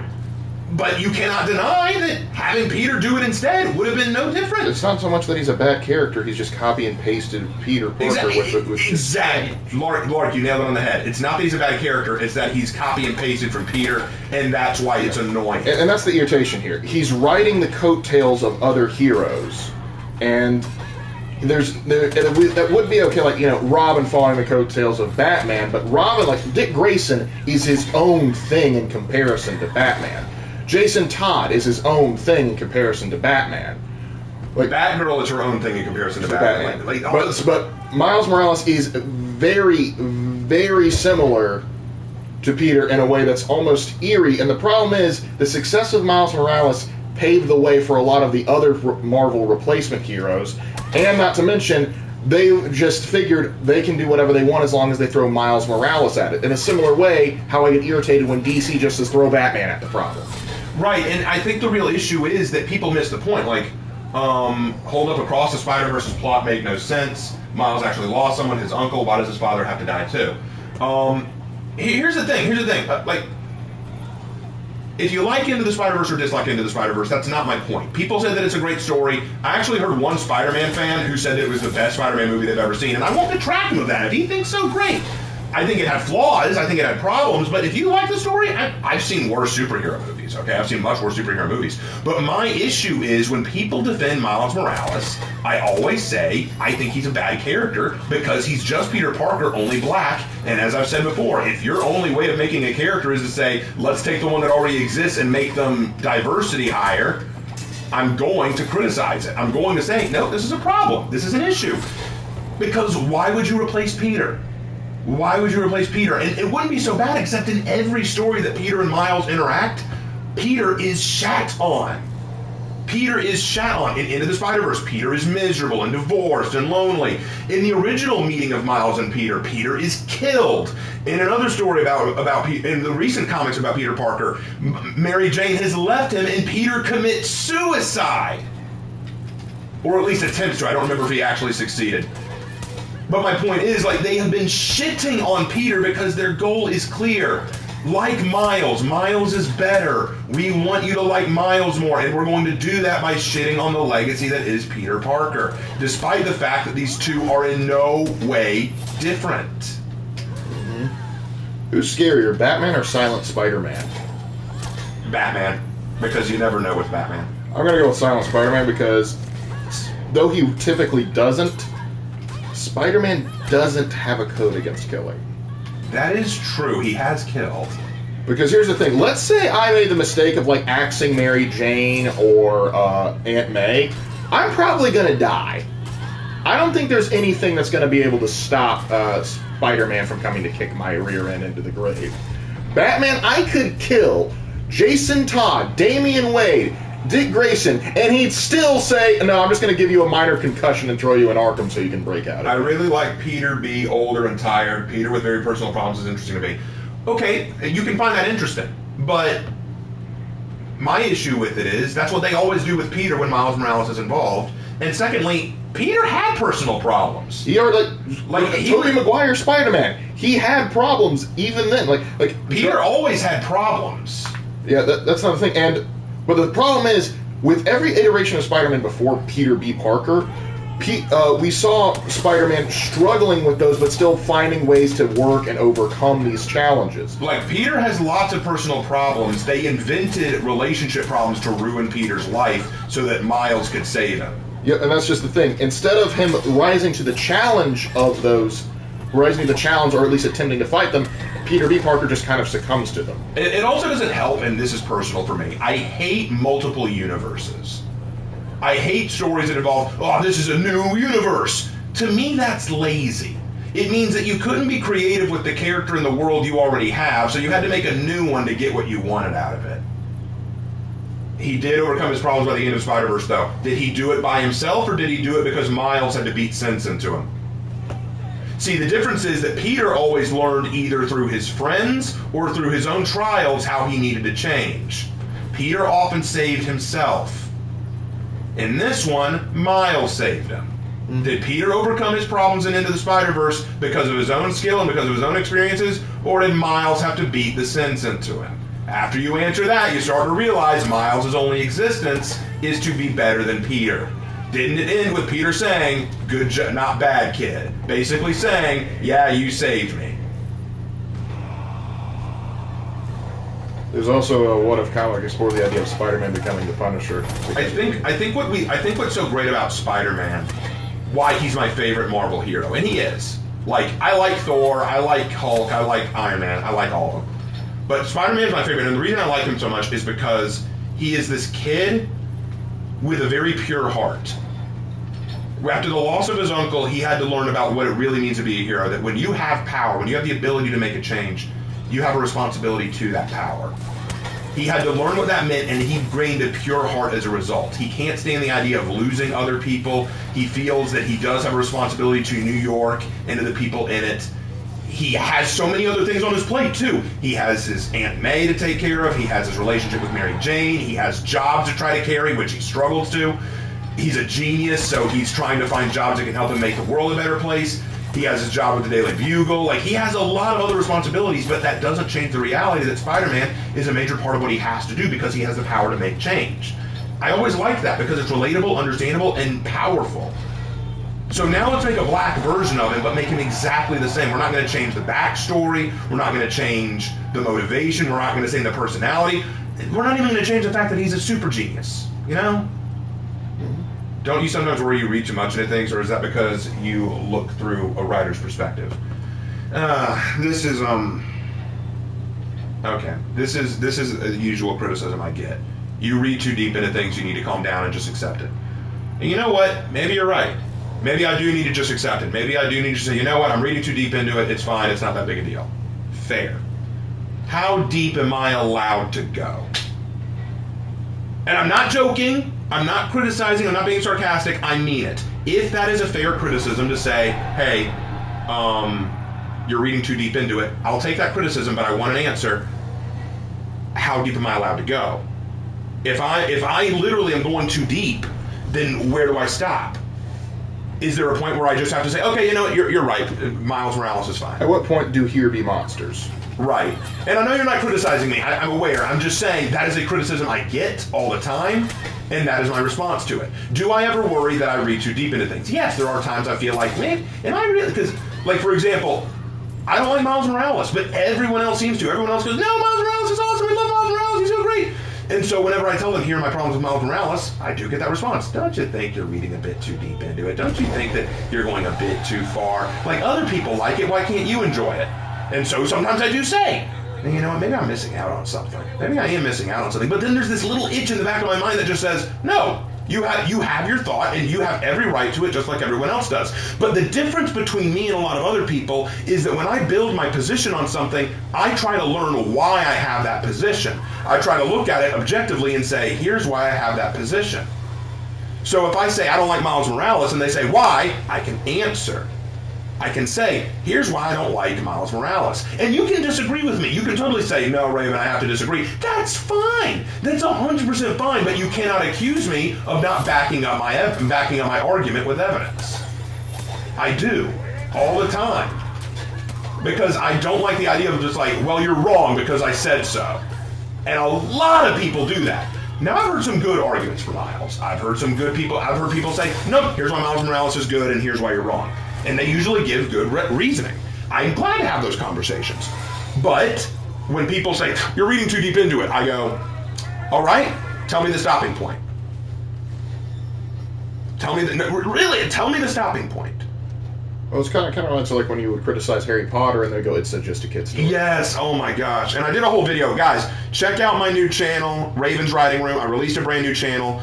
And I just released a video on it, a Raven's Writing Room, where I talk about children's material, like children's content, and about what constitutes it and the argument of it's just a kid's film, it's just a kid's story. I hate that. I hate that so much. I hate that argument because it devalues kids' content. We should be critical about kids' content. We should be critical about what our kids are ingesting and taking into themselves. Kids absorb material constantly. We should not just dumb it down to, oh, it's just a kid's story. Because then by that logic, how can you like it? If you look at me and say Star Wars is just a kid's story, Miles Morales is just a kid's superhero, Harry Potter is just a kid's book, then in that case all I can say is, well then why do you like it? Are you a kid? Why do you enjoy that? See, by just saying it's just a kid's movie, you don't need to think about it, then don't like it. If you're going to undervalue something that much, then genuinely, why do you like it? It is one of the dumbest arguments I've ever heard in my life, because it's kind of like, okay, look, here's the thing. I'm not a huge fan of My Little Pony. I think it's fine. I don't have any issue with it. But when people ask me why do I take issue with it, my response is not, oh, it's a kid's story. No! I tell you my issues with it. I think that it has very juvenile lessons. I think that it's not meant for older adults. I think that the fan base can be really cringe at times. And I think that some of the art is weird. Those are some honest criticisms to have. But I will never say it's a kid's show. That's a dumb criticism to have. Because there are kids' shows I like. I still watch them. I love Justice League. I still watch Scooby-Doo, unironically. I love Looney Tunes. I love Tom and Jerry. Now, Looney Tunes is the highest of intellectual work. Very true, Mark. I love One Piece. I love anime. They're cartoons. You know, it's like, I would never just say, it's kids' material, don't worry about it. Because that's such dishonest lie. It's ridiculous. Right. A Crimson 1122 dropped $5. I remember when being old concept art of female warlord before For Honor was launched. Think she'd be popular if Ubi released a female version? A female version of Warlord? That'd be cool. I wouldn't be against it. There's others that I would focus on more, but yeah, $5, dude. Thanks for the $5. Good question. And it got us right back on it. I think the root of the issue here is just that Miles is a replacement and he is black. I don't think anyone has a problem with Bruce Wayne was when Bruce... Oh, you removed that. Okay. No, I think you're onto something. Well, I would need to read the rest of the comment to know what we're saying. He might just be trying to edit it. Okay. But the thing is, like, it is the problem of the replacement. And keep in mind, perhaps if Miles Morales had come out at a different time, we may not be as irritated with him. But the problem is, Miles is like, think about it, like, our favorite Green Lantern is the one from the Justice League series, because that's the one we grew up with. Okay, they re-released it. Okay. I think the root of the issue here is, let me pick a character. Let's go. I'll read it out. I think the root of the issue here is that Miles Morales is a replacement and he's black. I don't think that anyone had a problem with Bruce Wayne got old and relied on Terry McGinnis. But you're exactly right, but there's a difference. There's a very big difference between Terry McGinnis and Miles Morales. Bruce Wayne got old and retired and offered the job to Terry because he could no longer do it. Terry came in, and then through Bruce Wayne's teachings and guidance, Terry became a new Batman. It was not just, I'm stepping in because you're old, tired, and stupid. I'm going to do it better than you ever did. No, he still relied on Bruce Wayne to get the gadgets and get the materials to do it, and relied on him for teaching him how to be a proper hero. Miles, in the original comics, I know that different stories, like, for example, the Spider-Man game teach it a little bit differently, but in general, Miles Morales does not learn from Peter. He shames Peter. He does things better than Peter. His suit is better than Peter. He has better gadgets than Peter, especially if what I saw in the trailer for the new game is to be believed. He has like all these gadgets, and I'm like, since when did Spider-Man have these gadgets? Miles overshadows Peter in most criteria. Terry rose to the challenge thanks to Batman's guidance.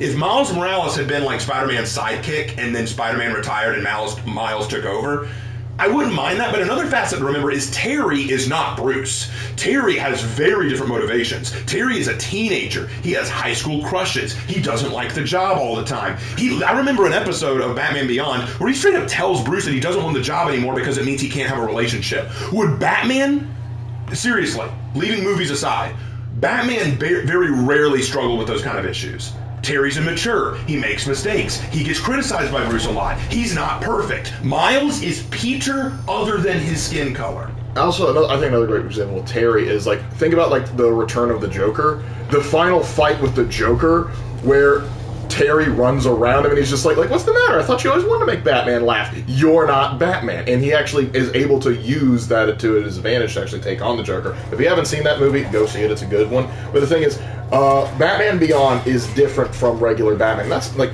one thing that they do well with, like, all of Batman's proteges and stuff is, like, each one of them is their own character and their own unique right, which is something to do. But Miles Morales is very much standard copy. Like, even going back to the earlier example I was talking about. Oh, go ahead. It was like the Green Lanterns. Hal Jordan and John Stewart are two different characters. And I prefer John Stewart to Hal Jordan because Hal Jordan always seemed like a doofus to me. But John Stewart was cool, tough, and even if you took away the Green Lantern ring, he would still knock your crap up because he's a Marine. But another thing to keep in mind, Terry also has a criminal history. He admitted in one episode that he had spent 3 months in juvie. Mm-hmm. Like, he wasn't a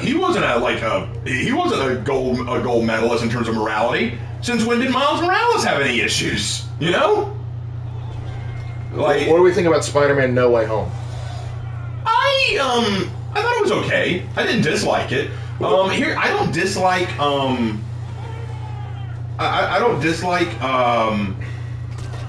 the Marvel Cinematic Universe Spider-Man.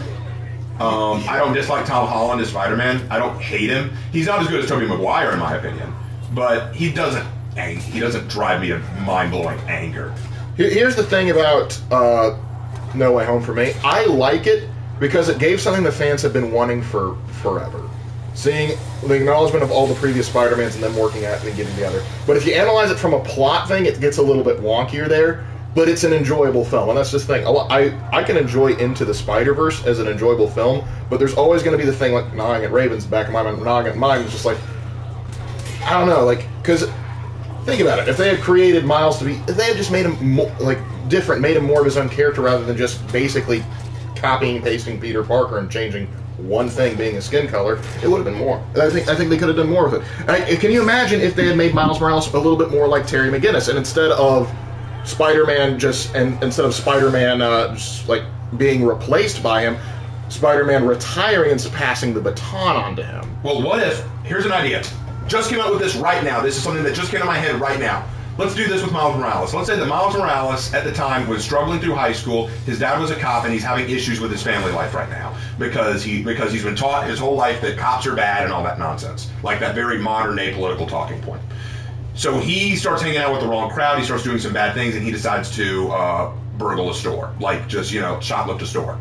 Spider-Man shows up to catch him and his buddies, and he makes a run for it, and Spider-Man has to chase him for a while because he's pretty good at dodging. He's pretty good at moving around the city. He's got knowledge. But then while he's running, he, someone, like a little girl riding her bicycle, he nearly knocks her over, sees her roll into the streets and nearly get run over, but he stops, drops what he's carrying, and then runs to save her. Spider-Man notices that. Peter notices that. He catches him, but before he arrests him, he says, "Notice you saved her, man. What was that about? You almost lost your goods." And then he said, "Man, don't judge me." Like, he just kind of plays it off, like, "I don't care what you say about me." And then Spider-Man goes, "You're wasting your potential, man." And so instead of taking him in, he lets him go. Because Peter recognizes, you're not all bad, kid. There's some good in you. And so maybe later on, while he's leaving school, Peter, as Peter, walks up to him and says, "Hey, man, how you doing?" And like, "Who are you?" "I'm Peter Parker. Like, my Aunt May, she works at this homeless shelter, and she's seen you walk by there a few times. You must be Miles, right?" And he goes, "Man, I don't want to talk to you right now." And then he goes, "I heard you make pretty good grades in school." And he goes, like, "So what?" He said, "I went to the same school." Have them build a connection. Maybe Peter wants to help Miles before he becomes something he's going to hate. Because he says, "You got good grades, man. You got a good heart." Maybe Miles starts to learn how to be a hero from Peter, and then eventually Peter reveals, "I'm Spider-Man." And then maybe from interacting with Peter, that's when he gets the spider bite. Or maybe when Peter saves him, maybe Peter ends up in... What if before he reveals that he's Spider-Man, Peter ends up in a big battle like as Spider-Man, and Miles tries to help him, tries to drag Spider-Man away and gets blood in an open wound, and that gives him Spider-Man powers. I don't know. There could be something there. But the reality is that at least that would make Miles a much different character, starting off from a different perspective. Both of his parents are alive, but he has difficulty adjusting with them. He has conflict with his father, instead of his father and him having a great relationship. He has good grades, but he doesn't feel connected at school. He hangs out with a bad crowd. There's a different character there. It would be different than just Peter, you know? Even Peter had problems. Yep, it's only at the end of the Spider-Verse that Miles starts getting W's. You could argue the same thing about Spider. Like, here's the thing. Like, I'm going to go back to the Sky and just last close, because I think you make an interesting point, and I want to talk about it. So, doesn't Miles spray paint, disobey his father, and hang out with his supervillain uncle? And the uncle's killed to save his own skin. Let's think about that for a second. Let's compare that. Let's go to Toby. The father figure for him is Uncle Ben. He quarrels with Uncle Ben as he starts to get his powers because he wants to start serving his own interest and everything. And because of that, that directly leads to his father figure's death. Yep. Then, supervillain Uncle. Who's the next closest male figure in his life afterwards? Dr. Octavius. Yeah. What does Dr. Octavius do? Dr. Octavius becomes a supervillain and kills to save not only his own skin, but to enrich his research. So even then still, there's parallels there. I understand. I appreciate where you're going there because that's not a bad argument. But the thing is, there are versions of Spider-Man the main version of Spider-Man does mirror that to a large extent. Miles had a whole... Oh, erased it again.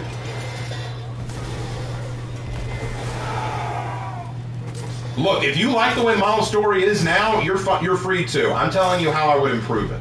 Okay. And if you disagree that it's not an improvement, that's fine. But honestly, I'd like to see the improvement like that. I think that'd be a good idea. But I think a good person to listen to on this is a YouTuber named Young Ripa. He explains very well, and he has read almost all of Miles Morales' stuff. He makes very good points about Miles Morales. Yep.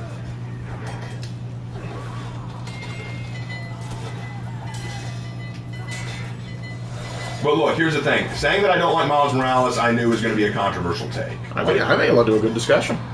Well, we're still having that discussion because we're still having some people say that I'm wrong, and I'm trying to defend my position. They enjoy it. We not as big fans, and so we're working through that. I think that's something to contribute, because if it's just hey, I think this, hey, I agree with you now, it is like sometimes you got to work through stuff. And that hey, Raven, what's the lore of the Black Friar? I did a whole video on that. Yeah. It's called the Black Friar Sermon. Oh, that's a good one.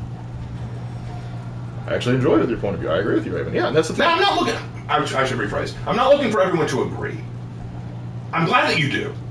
I'm not sitting here saying, I expect everyone to agree with me. I know we're glad we have people that disagree with us. I know not everyone will. My point is, when Lork said we had a good discussion, I'm like, I think we're still having it. Yeah, gotcha. Discourse is good for the mind. Yes, it is. It's good to have a discussion rather than an echo chamber. Very true, Jack. Which Harbinger would you join if you had to join one? Black Friar. I want that Friar, drip. I want that drip. Miles had a whole arc about his fearing expectations, his lack of confidence, his admiration of Spider-Man, and his need to just grit his teeth and take a leap of faith. Okay, I will give Miles this. And they did toy with it until they killed him. The concept of his his hero worship Spider-Man, I think, and I did like that aspect. I think though there are other heroes that did it better. I think probably like Midoriya from My Hero Academia does it better. But that is one of the few things I do like about Miles. Yeah, for sure, and that's fine. He has a hero worship of Spider-Man, which helps push him. But I don't think that's the same thing as what we're talking about here. I was talking about I was just saying that I think that we could have I'm trying to think of the best way to say this. He does have an arc about his hero worship of Spider-Man. That's fair. But then didn't that lead to... Lark, correct me if I'm wrong, because my memory may be slipping. Didn't that lead to him realizing that Spider-Man was a washed-up has-been? Well, it depends. So because first Spider-Man died, and that's how he goes to find said washed-up has-been. Right. Which apparently is our Peter, which irritates me the most. Yeah, that's my point. He basically loved his Spider-Man, goes to find our Spider-Man, finds out our Spider-Man is a washed-up has-been, finding out that the person he worshipped was, in fact, a loser. Yep. So, and that goes back into what I was saying. Maybe his Peter Parker in his universe was cool, but ours Peter Parker, the Peter Parker we know, is an idiot. Yeah, and that's the bigger thing. I think another big issue with Miles is not necessarily Miles has become Marvel's darling. Right. And because of that, they say, well, we can't have 2 Spider-Mans running around. We have to have 30,000, and we have to make sure the main one is now Miles Morales. And so Peter either has to be a good hero but dead, or B, a piece of crap in some direction. Is it not just that his hero is human? A lot of heroes are Okay, then where... that seems weak to me, because if we make that argument, then that means any time a hero does something really asinine, well, he's just human, guys. Well, the thing is, it also depends, because here's the thing. If you have a character that is, like, let's take a look at this. We can forgive all the sins of the Last Jedi's portrayal of Luke because he's just human. Exactly. Lark, that was better than anything I could have said. That was the best response I could have Because here's the thing. If there was another hero that came out that was completely separate from him that sort of had that mentality, but, maybe Frank Castle, because Frank Castle is quite often on a depressive, suicidal state himself, it would make more sense. I'm not saying you have Miles Morales hang out with the Punisher, though actually that might not be a terrible idea. That would be kind of cool, actually. But the problem is, I don't see where... Like, where was Miles... here's a good example. If you've ever seen the movie Robots. In Robots, Rodney, I believe that was his name, the main character's name, he worshipped Mr. Bigweld. He thought Mr. Bigweld was the coolest thing ever. Well, he was worshipped by Mel Brooks. Right, but he thought that Mel Brooks was so cool, so freaking awesome, but then he finds Bigweld and finds out he's a washed-up has-been. But does that change Rodney? No, he doesn't change. In fact, he's more sure than ever that what he's doing is right, and he loses faith in his hero, and his hero has to come around because of Rodney. And that's what's happening with Miles. Miles does not grow after finding out that his hero is a washed-up has-been. The washed-up has-been has to be changed by Miles, and that's the criticism. People who love Peter Parker are not happy to see the new blood talking down to the person that they love. Mm-hmm. I think the problem with Luke is that it came out of nowhere, and that's my problem. With the Peter came out, I know it's like, oh, it's an alternate universe thing, but the thing is, the Peter I have to see, the Peter that they say, hey, this is the Peter from the main Peter. This is main Peter, and he is... and his life is just awful and things like, why does everything always have to be crap for Peter? Yeah, why, not only does it have to be crap, why can't he be able to stand against it himself? Exactly, and what you just said is, well, the problem with Luke is that would never happen to Luke, and that's what bothered people. Exactly, and that would never happen to Spider-Man, our Spider-Man. See, that's the problem. See, that's why we take issue with it. We know Spider-Man, we know Peter. Peter wouldn't give up like that, to quote John Hammond. A Spider-Man doesn't give up. A Spider-Man, if he makes a mistake, he'll rally after a while, John Hammond. Mark Hammond, God damn. Okay. God, I'm so... I almost said Mark Harmon. It's Mark Hammond, it's Mark... But my point is, we know Peter wouldn't do that. Peter, that's the problem. The Peter we grew up... Could you see Tobey Maguire's Peter Parker doing that? Could you... maybe Andrew Garfield's. Could you see Tom Holland's Peter Parker doing that? The Peter Parker we know... Okay, here we go. With Peter, we have 15 plus years of repetitive heroism and tiredness, the death of Aunt May, a realistic personal issue with his wife. Okay, then by that logic, Luke had 20 years after losing the whole Jedi Temple, his nephew being the one who betrayed him, and going off on an island to find out that everything he knew was a lie. So are we okay to excuse Luke? See what I mean? It's like, well, he had to deal with this trauma. It doesn't matter.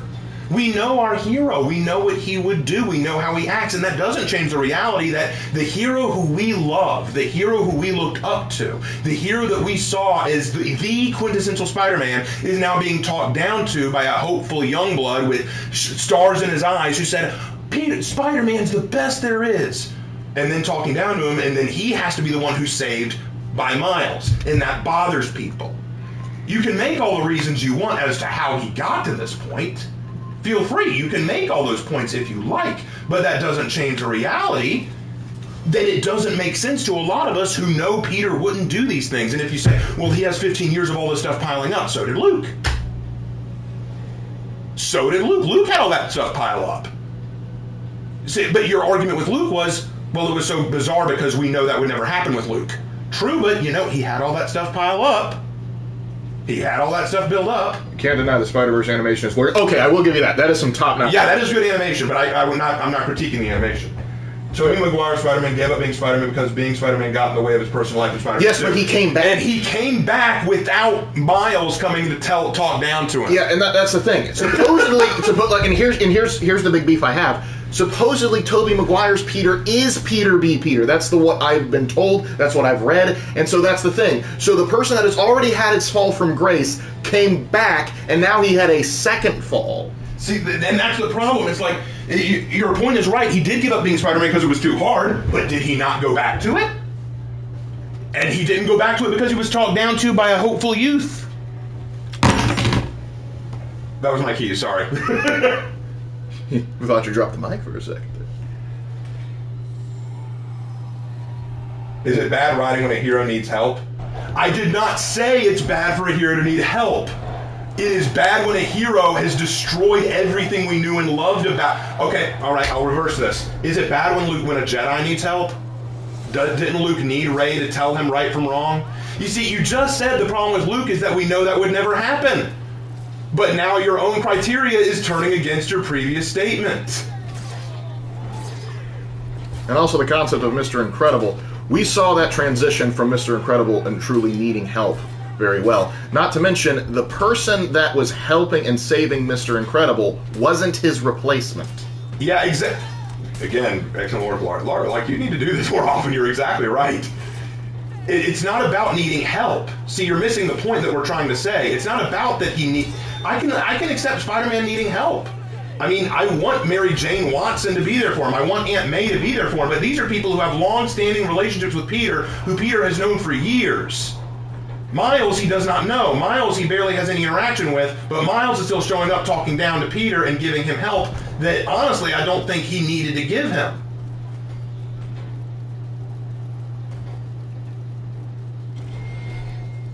The thing that made me love the Spider-Verse is the animation and the soundtrack. Again, the animation and soundtrack are great. Right, but I can imagine a hero constantly stressed out of his mind for over a decade getting tired. I can imagine a Jedi who's been overly stressed out for over a decade getting tired. I can do that too. I can't imagine Luke trying to kill his nephew. And I can't imagine Peter Parker divorcing Mary Jane. You see how we can play that game back and forth? See, it turns into this. You can play the game of, I can't imagine Luke doing this, and I can't imagine Peter doing this. We are at an impasse. You can imagine Peter doing that. I can't. Many people can't. Well, it's also the combination of, like marriage, like, the divorce thing also really hits home there. Like, the build-up between Mary Jane and Spider-Man, like, they're probably one of aside from maybe Superman and Lois Lane comic books' most well-known couple. And yet, we're just that's just going to be thrown out even after years of marriage. It isn't pleasing to the taste, shall we say. Raven, you should get a PhD in writing stories. Problem is, doctoral programs are expensive. I like writing. What can I say? I'm not here to start wars or start fights. I'm just defending my points. Mary Jane divorcing Peter wasn't exactly... And I want to know why that happened. Why, though? Why would Mary Jane do that? That's the question. That's the issue. And that's another problem. This isn't a fault of Miles. This is a fault of Marvel mishandling characters. Like, I think they have terribly handled Mary Jane over the past couple of years. Yeah, they don't know how to write Mary Jane, I'm afraid. Yeah, so I'm not going to pin that on Miles. That's just on Marvel right there. Like, see, that's the end... See, and again, it's all missing the original point that we're getting to. The original point that we're getting to, and the point we've been trying to make, is that many people, fans of Peter Parker, do not like the reality that Miles Morales, who is Peter Parker in every way but race, is talking down to our Peter Parker, giving him help that should be given by other people in his life. Peter Parker becomes a washed-up has-been to the point that his own wife divorces him. He has lost hope and faith in himself. He is basically Luke Skywalker, only a superhero instead of a Jedi. And I, and many other people who love Peter Parker over Miles, did not like seeing that. Now, is the movie good? Yes, many people have liked the movie. Is the animation good? Yes, many people like the animation. I'm not talking about those things. I'm talking about Miles and his role in the story and why I do not like Miles as a character. If you like Miles, great. If you like Into the Spider-Verse, great. I have issue with it. And I hope that I've made that clear. What? You don't like it? I could never have told. But the argument being that, well, you know, you can't compare it to Luke. I can. Well, the thing is, and here's the thing, like, you can't compare. Actually, you can compare. It may not be a great comparison, but you can make a comparison. Well, I made the comparison. It's almost exactly the same. Think about it. Let's just remove the names. A hero who once brought hope to everyone around him and to the area in which he protected suffers a severe loss, feels himself completely responsible for said loss, and loses all hope in himself and what he's trying to do. Gives up the mantle of hero that he was trying to proclaim for himself and goes into seclusion where no one can find him. A hopeful diversity hire who's there to make sure that he replaces this past person shows up with hope in their eyes that this person will be the one who comes back and saves the day, only to learn that they won't. They instead must save the day, and in the process save the person instead who they thought was going to save them. Did I miss a step?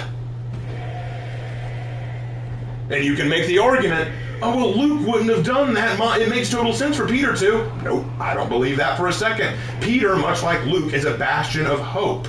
Luke, much like Peter, much like Luke, is a bastion of pure-heartedness, believing in good even when it's hard to.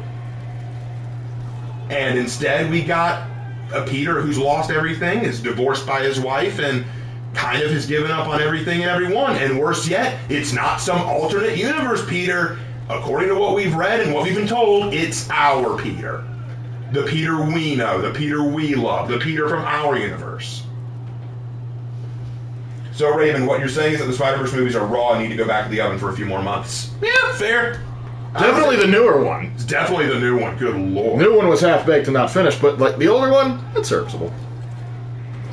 Marvel has been slowly trying to change Peter Parker's love life from Mary Jane to someone else or to no one. Yeah, they've been trying to go to no one, and I don't understand why. Because honestly, the relationship between Mary Jane and Peter I thought was very much endearing, and I don't know why they. It was Stan Lee's favorite relationship he ever wrote.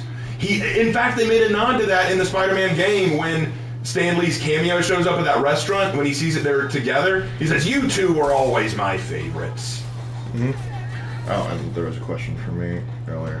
This will be our last match of the night. We've been going for a while. Hey, Lark, which Sith Empire were you going to cover in the Lamentations, as there were multiple? The one that you see in Knights of the Old Republic, or rather, the not Revan's Empire, but the one you see in the MMO. Because that's the one I'm more familiar with. I need a drink. Hold on. Oh, Russian Badger just hit 5 million subscribers. Well, good for him. Well, good for Russia. Rush. That got us off top.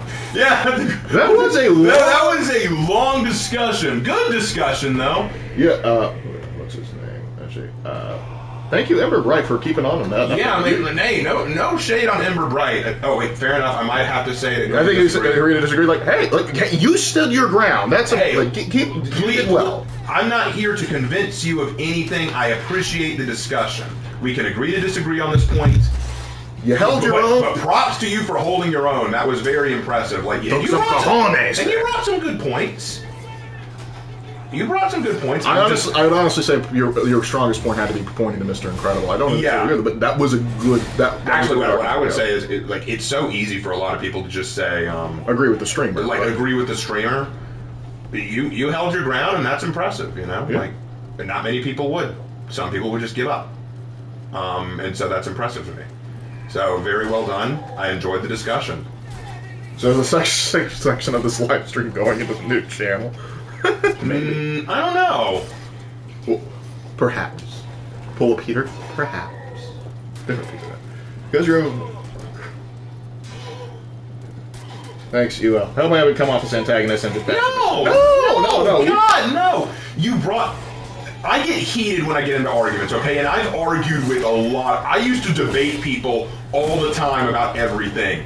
I've been in a lot of arguments, and people who argue with me know that I can get heated. It's never a sign that I'm angry at you, or a sign that I don't like you, or a sign that I find you antagonistic. It means you're pushing me to fight harder, which is always a good thing. Usually, if you're not giving me anything to go with, I usually just kind of laugh it off. I go, you're not making anything. No, that was a fun discussion. I enjoyed it. No shade meant. That was very well done. Indeed. That might have been the longest Raven rant I've ever seen. That was less of a rant, more of a discussion. Yeah, that was a discussion. I wasn't ranting. I was having a debate, which it was good. Mm-hmm. Hey, Raven, imagine if the new hero skin was a female warlord. I think we talked about that already. Yep. We spoke about that. Yep. Yeah, we mentioned that. I mean, you might not have heard us mention it, but yeah, we're okay with that idea. Honestly, I don't see it happening. Honestly, at that point, instead of it being a female skin, it should just unlock. There's a lot of lock characters that I would like to just see unlocked. Bravo, good side, yes. Whack. Oh, that's right. We're playing for honor. We are playing for honor, aren't we? And like I said, this will be the last match. Yep, take the keep. I still want to buff Shugoki Oni's skin. Are you implying that Shugoki's bod is not perfect as is? That is the peak male form, and I will not be told otherwise. I'm still waiting for Hi Mommy.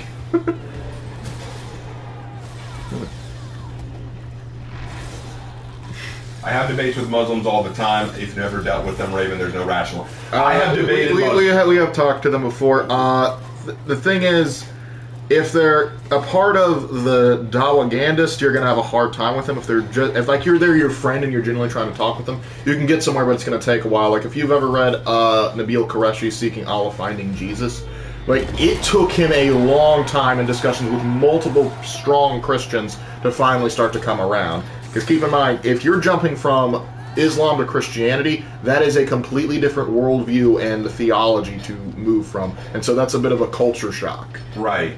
I find it annoying. Please make it stop. We're not talking about Spider-Verse anymore. What's he saying? It's annoying? He was growing tired of the Spider-Verse debate, but we were done with it now. I don't know what he's talking about. Like, are you tired of it? So you're tired of us talking about the Spider-Verse, and you're annoyed by it? Well, we're done now. We're done, and I'm sorry that you find our discussions boring and annoying, but we're not going to stop just because you're annoyed by it. Just saying. Have you guys played Kingdom Come Deliverance? Not very long, because my machine couldn't handle it when I tried to play it. Raven, you want me to piece a funny M2 path? Let me know. Mass Effect 2 path. Yeah, I don't know if I want to do that though. That's the thing. Not just yet. Tell you what, you can give us the ideas during the streams though. Isn't punishment or apostasy death in an Islamic society? Yeah. Yes, it is. It is. And under Sharia law, yes. And some of them are proud of that. And we're proud of that. Gosh, that remix is hilarious. Did you fellas get a chance to read the new chapter yet? I have not. I will read it as soon as I can. I'll have more free time now that I'm off work, but... Yep. Let's see. Always fun to listen to you and Lark, both extremely understanding and respectful. That's something hopefully that future generations can look up to. I actually do have some students that actually are very more like that, and that is encouraging to see. I've seen some... Amir knows exactly what we're talking about. Hans, are these the babbies? Why is it that it used to be the bad guys had the best grip? I don't even know. I mean, look at Vader and tell me he ain't dripping. He dripping. He do be dripping. Jack is actually right. It's posted in Discord, so you can go read it. It's called Sonora Whispers. It's basically a fantasy cowboy setting, if you will, and it's actually pretty good world building.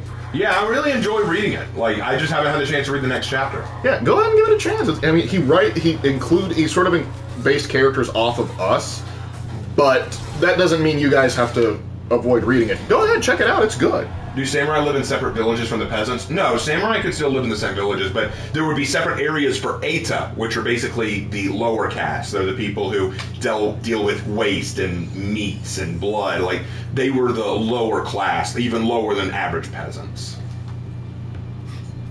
What an insult. You're not only a peasant, you're a lower than average peasant. You are subpar peasantry. All right, let's pull out of that. Magic Texas. All right, I've got to go through the heroes real quick. This is your chance to ask questions if you got any, so go ahead, folks. I thought samurai lives in castles. Daimyo live in castle, but samurai might live in mansions or manors or estates. Mm-hmm. Keep in mind, no, War Thunder, I don't think we're going to be able to do that. We don't know. Rant about Five Nights at Fred. We don't know enough about it to make it engaging. And I don't even know what I would rant about specifically. Those dang animatronic bears. Oh, I just have so much to say about animatronic animals. Yeah, but keep in mind, there weren't as many castles in Japan as there were in, say, medieval Europe. And also, when we say, a knight lives in a castle, keep in mind that castle could just be like one room. Yeah, legitimately. Your peasantry is mediocre at best. Like 2 nights before they start dueling, you're like, your peasantry is mediocre at best. They do be getting quirky at night. They do. Most definitely. Have you ever heard about Fazbear Frights and Tales of the Pizzaplex? The pizza, I don't know why, but I just thought, like, oh gosh, is Toy Story getting involved with Five Nights at Freddy's? It's like, is that how, like, the animatronics are considered toys and so they just want to seek retribution? Maybe. What do you think of the Warhammer 40k Astartes project? Oh, is that like the 5-part series that was on YouTube? That was interesting, but I had no idea what was happening at the end. I had no idea what was going on, but I mean, It was cool. heretics were getting purged. That's all I cared about, and that was the coolest use of a plasma pistol I've ever seen. That was cool. I love that stuff. Raven, why are Ninja and Media so popular? I made a whole video called Heroes in History Shinobi where I explained just that. Don't you love it when it's like I could tell you, but... Well, it encourages you to go check out my videos, which gives me ad revenue. Astartes Slap ending was weird, though. I didn't mind the weird ending. I only started to mind it when I was like, wait, there's no more? Well, I was kind of like, what the hell happened? Chaos. Just chaos. Anytime something weird happens in 40k, 9 times out of 10, it's chaos. The other time, the Necron machinery is doing something odd. Something. Oh, that's kind of cool. I like that. Yeah, Mass Effect, as they are less Eldritch horrors in Mass Effect, unlike Star Wars. I didn't hear the question. It was just saying there's like less Eldritch horrors in Mass Effect, which is technically Looking at Market Town map, is it a town or a village? Looks like a town. It's kind of like a border in between, really. Or the orcs really believed hard in something true. I can see Lark swirling a glass of brandy with a monocle and a dueling pistol. I am calling off this duel on the grounds that you are too poor to even enter the neighborhood. Okay, so Raven Knight, would you be willing to do 40k short stories, or am I beating a dead horse? Think you might be willing? I'm done with 40k. Other than For Honor and Glory, I am no longer making 40k content because I'm tired of people telling me what I don't know. It's not out of disrespect that I do this, but in my Warhammer 40k series where I was doing a 40k crash course where I was just basically explaining the simple aspects of 40k, every video got someone telling me, oh dude, you need to watch this other guy, or oh dude, you really need to learn more about this situation, or you don't realize that this is I got tired of it. If people are recommending me go watch other YouTubers to learn more about the lore, then I don't need to make videos for it. So I don't know why I would write stories for 40k when someone's just going to say, actually, that's not possible. No. See, I appreciate you asking. I appreciate the question. And I'm glad that you want to see me do more with it, but I'm tired of people telling me, dude, you need to do more research, man. And I'm like, fine, I will do more research. I will not write anything until I get all the research done. And as many people have told me, you'll never be done. I will know all of the Ks. Personally, individually, all 40,000 of them. Correct. But yeah, maybe at some point we might revisit it because writing it would be like writing our own individual stories would be easier, and also all I have to do is just go. The orcs believe it, so it's true. Yeah, that okay. Well, Matt Ward said that'll just set them off. If you ever want to set off a 40k fan, and myself included, bring up the accursed name that is Matt Ward. Are you going to give shout outs to other creators writing content on the new channel? Probably. Yeah. My question for y'all was, if you had to live in one universe, would it be Mass Effect or Star Wars? He was explaining because I read out what his thing and we were confused by it. He was like, I was answering another question in chat. Okay. There he goes. Do not speak of Matt Ward. Every time. BOB, Lark is a journal. The NCR looks at Mexico, oil, and Vietnam era tanks. President Campbell, hear me out. I would do that too. Oh gosh. Vegas is such a wild ride. Ravenlark, how do you describe your journey of life so far? Hectic. Indeed. Before Mass Effect 1, the galaxy was relatively at peace, or at least there were large periods between wars. Meanwhile, in Star Wars, piracy is a constant if you don't live in the Inner Rim. I would, if I had to pick which one I'd want to live in, I'd probably say Mass Effect. But it would really depend on what I was. Like, if I'm in Star Wars and I'm a Jedi, that's pretty cool. But if I'm in Star Wars and I'm just a normal guy, that's kind of shitty. If I'm in Mass Effect and I'm just a normal guy, well, that's boring. But if I'm in Mass Effect and I'm if I'm a Spectre... What if I'm not even human? What if I was like a Quarian? No, hear me out. You're in Mass Effect, but you're a Krogan who enjoys MLP. That's Rex. You make me with Rex. My mistake. But what if I was female Quarian Raven, like Jade designed? Like, that would kind of suck. Honestly, when it feels like which sci-fi universe would you rather live in, I said it really might, like you said, it depends on what you're doing. Let's just say you're a normal person. It still depends on which thing. Like 40k, I would never want to live in a hive world. But at the same time, living on a paradise world or like an agri world wouldn't be so bad. But if we look at, say, Star Wars and say, would you like to live in Star Wars if you put me in Coruscant? Heck no. Live in Naboo? Sure, Naboo sounds nice. Yeah. Even if you do have to deal with the frog people. But it depends. Like in Mass Effect, living in certain places wouldn't be so bad. Like some of the colonies would be kind of cool, but I'm not sure. I don't like the Reapers. I don't like Reapers, and also Batarians. I don't like them. Yeah. Mass Effect has this internet, has the internet, unlike Star Wars. Mass Effect. Actually, no, we got Halo, which has the domain. Well, let me ask you a question, all my Mass Effect fans out there. If you haven't seen it already, Jay drew a picture of me, but as a female Quarian. If I was a female Quarian in Mass Effect, would that be a good thing, or would I be screwed? Like, would that be a bad situation for me? Just curious. Rex Raven, don't make me dimension hop just to kick your ass. Bring it on! Just suddenly. What's your preferred format to submitted stories? I prefer them written out in a Google Doc or on a Word document. Double space Times New Roman. Sorry, that's the teacher and me taking over. I mean, as long as it's legible, you know? If you really want to be edgy, put it in Chiller. Who here was that kid that you wrote all their stuff on PowerPoint in Chiller font because we wanted to be edgy? Shark Chaos says, hey, Raven and Lord, which empires took over all of India? Several. There were several empires. Britain was the biggest. They already struggled being alive. You'd be screwed assuming you aren't on the flotilla. If your suit gets a tiny cut, you're sick for weeks, Raven. I don't know, I've been sick many times. So, or to quote Palpatine, I've been sick before. This is a Care Bears family dimension hopping. Oh, Lark, okay, you're in Mass Effect, but you're a Quarian who likes MLP. Me, a diehard brony, I'm not hearing a downside. This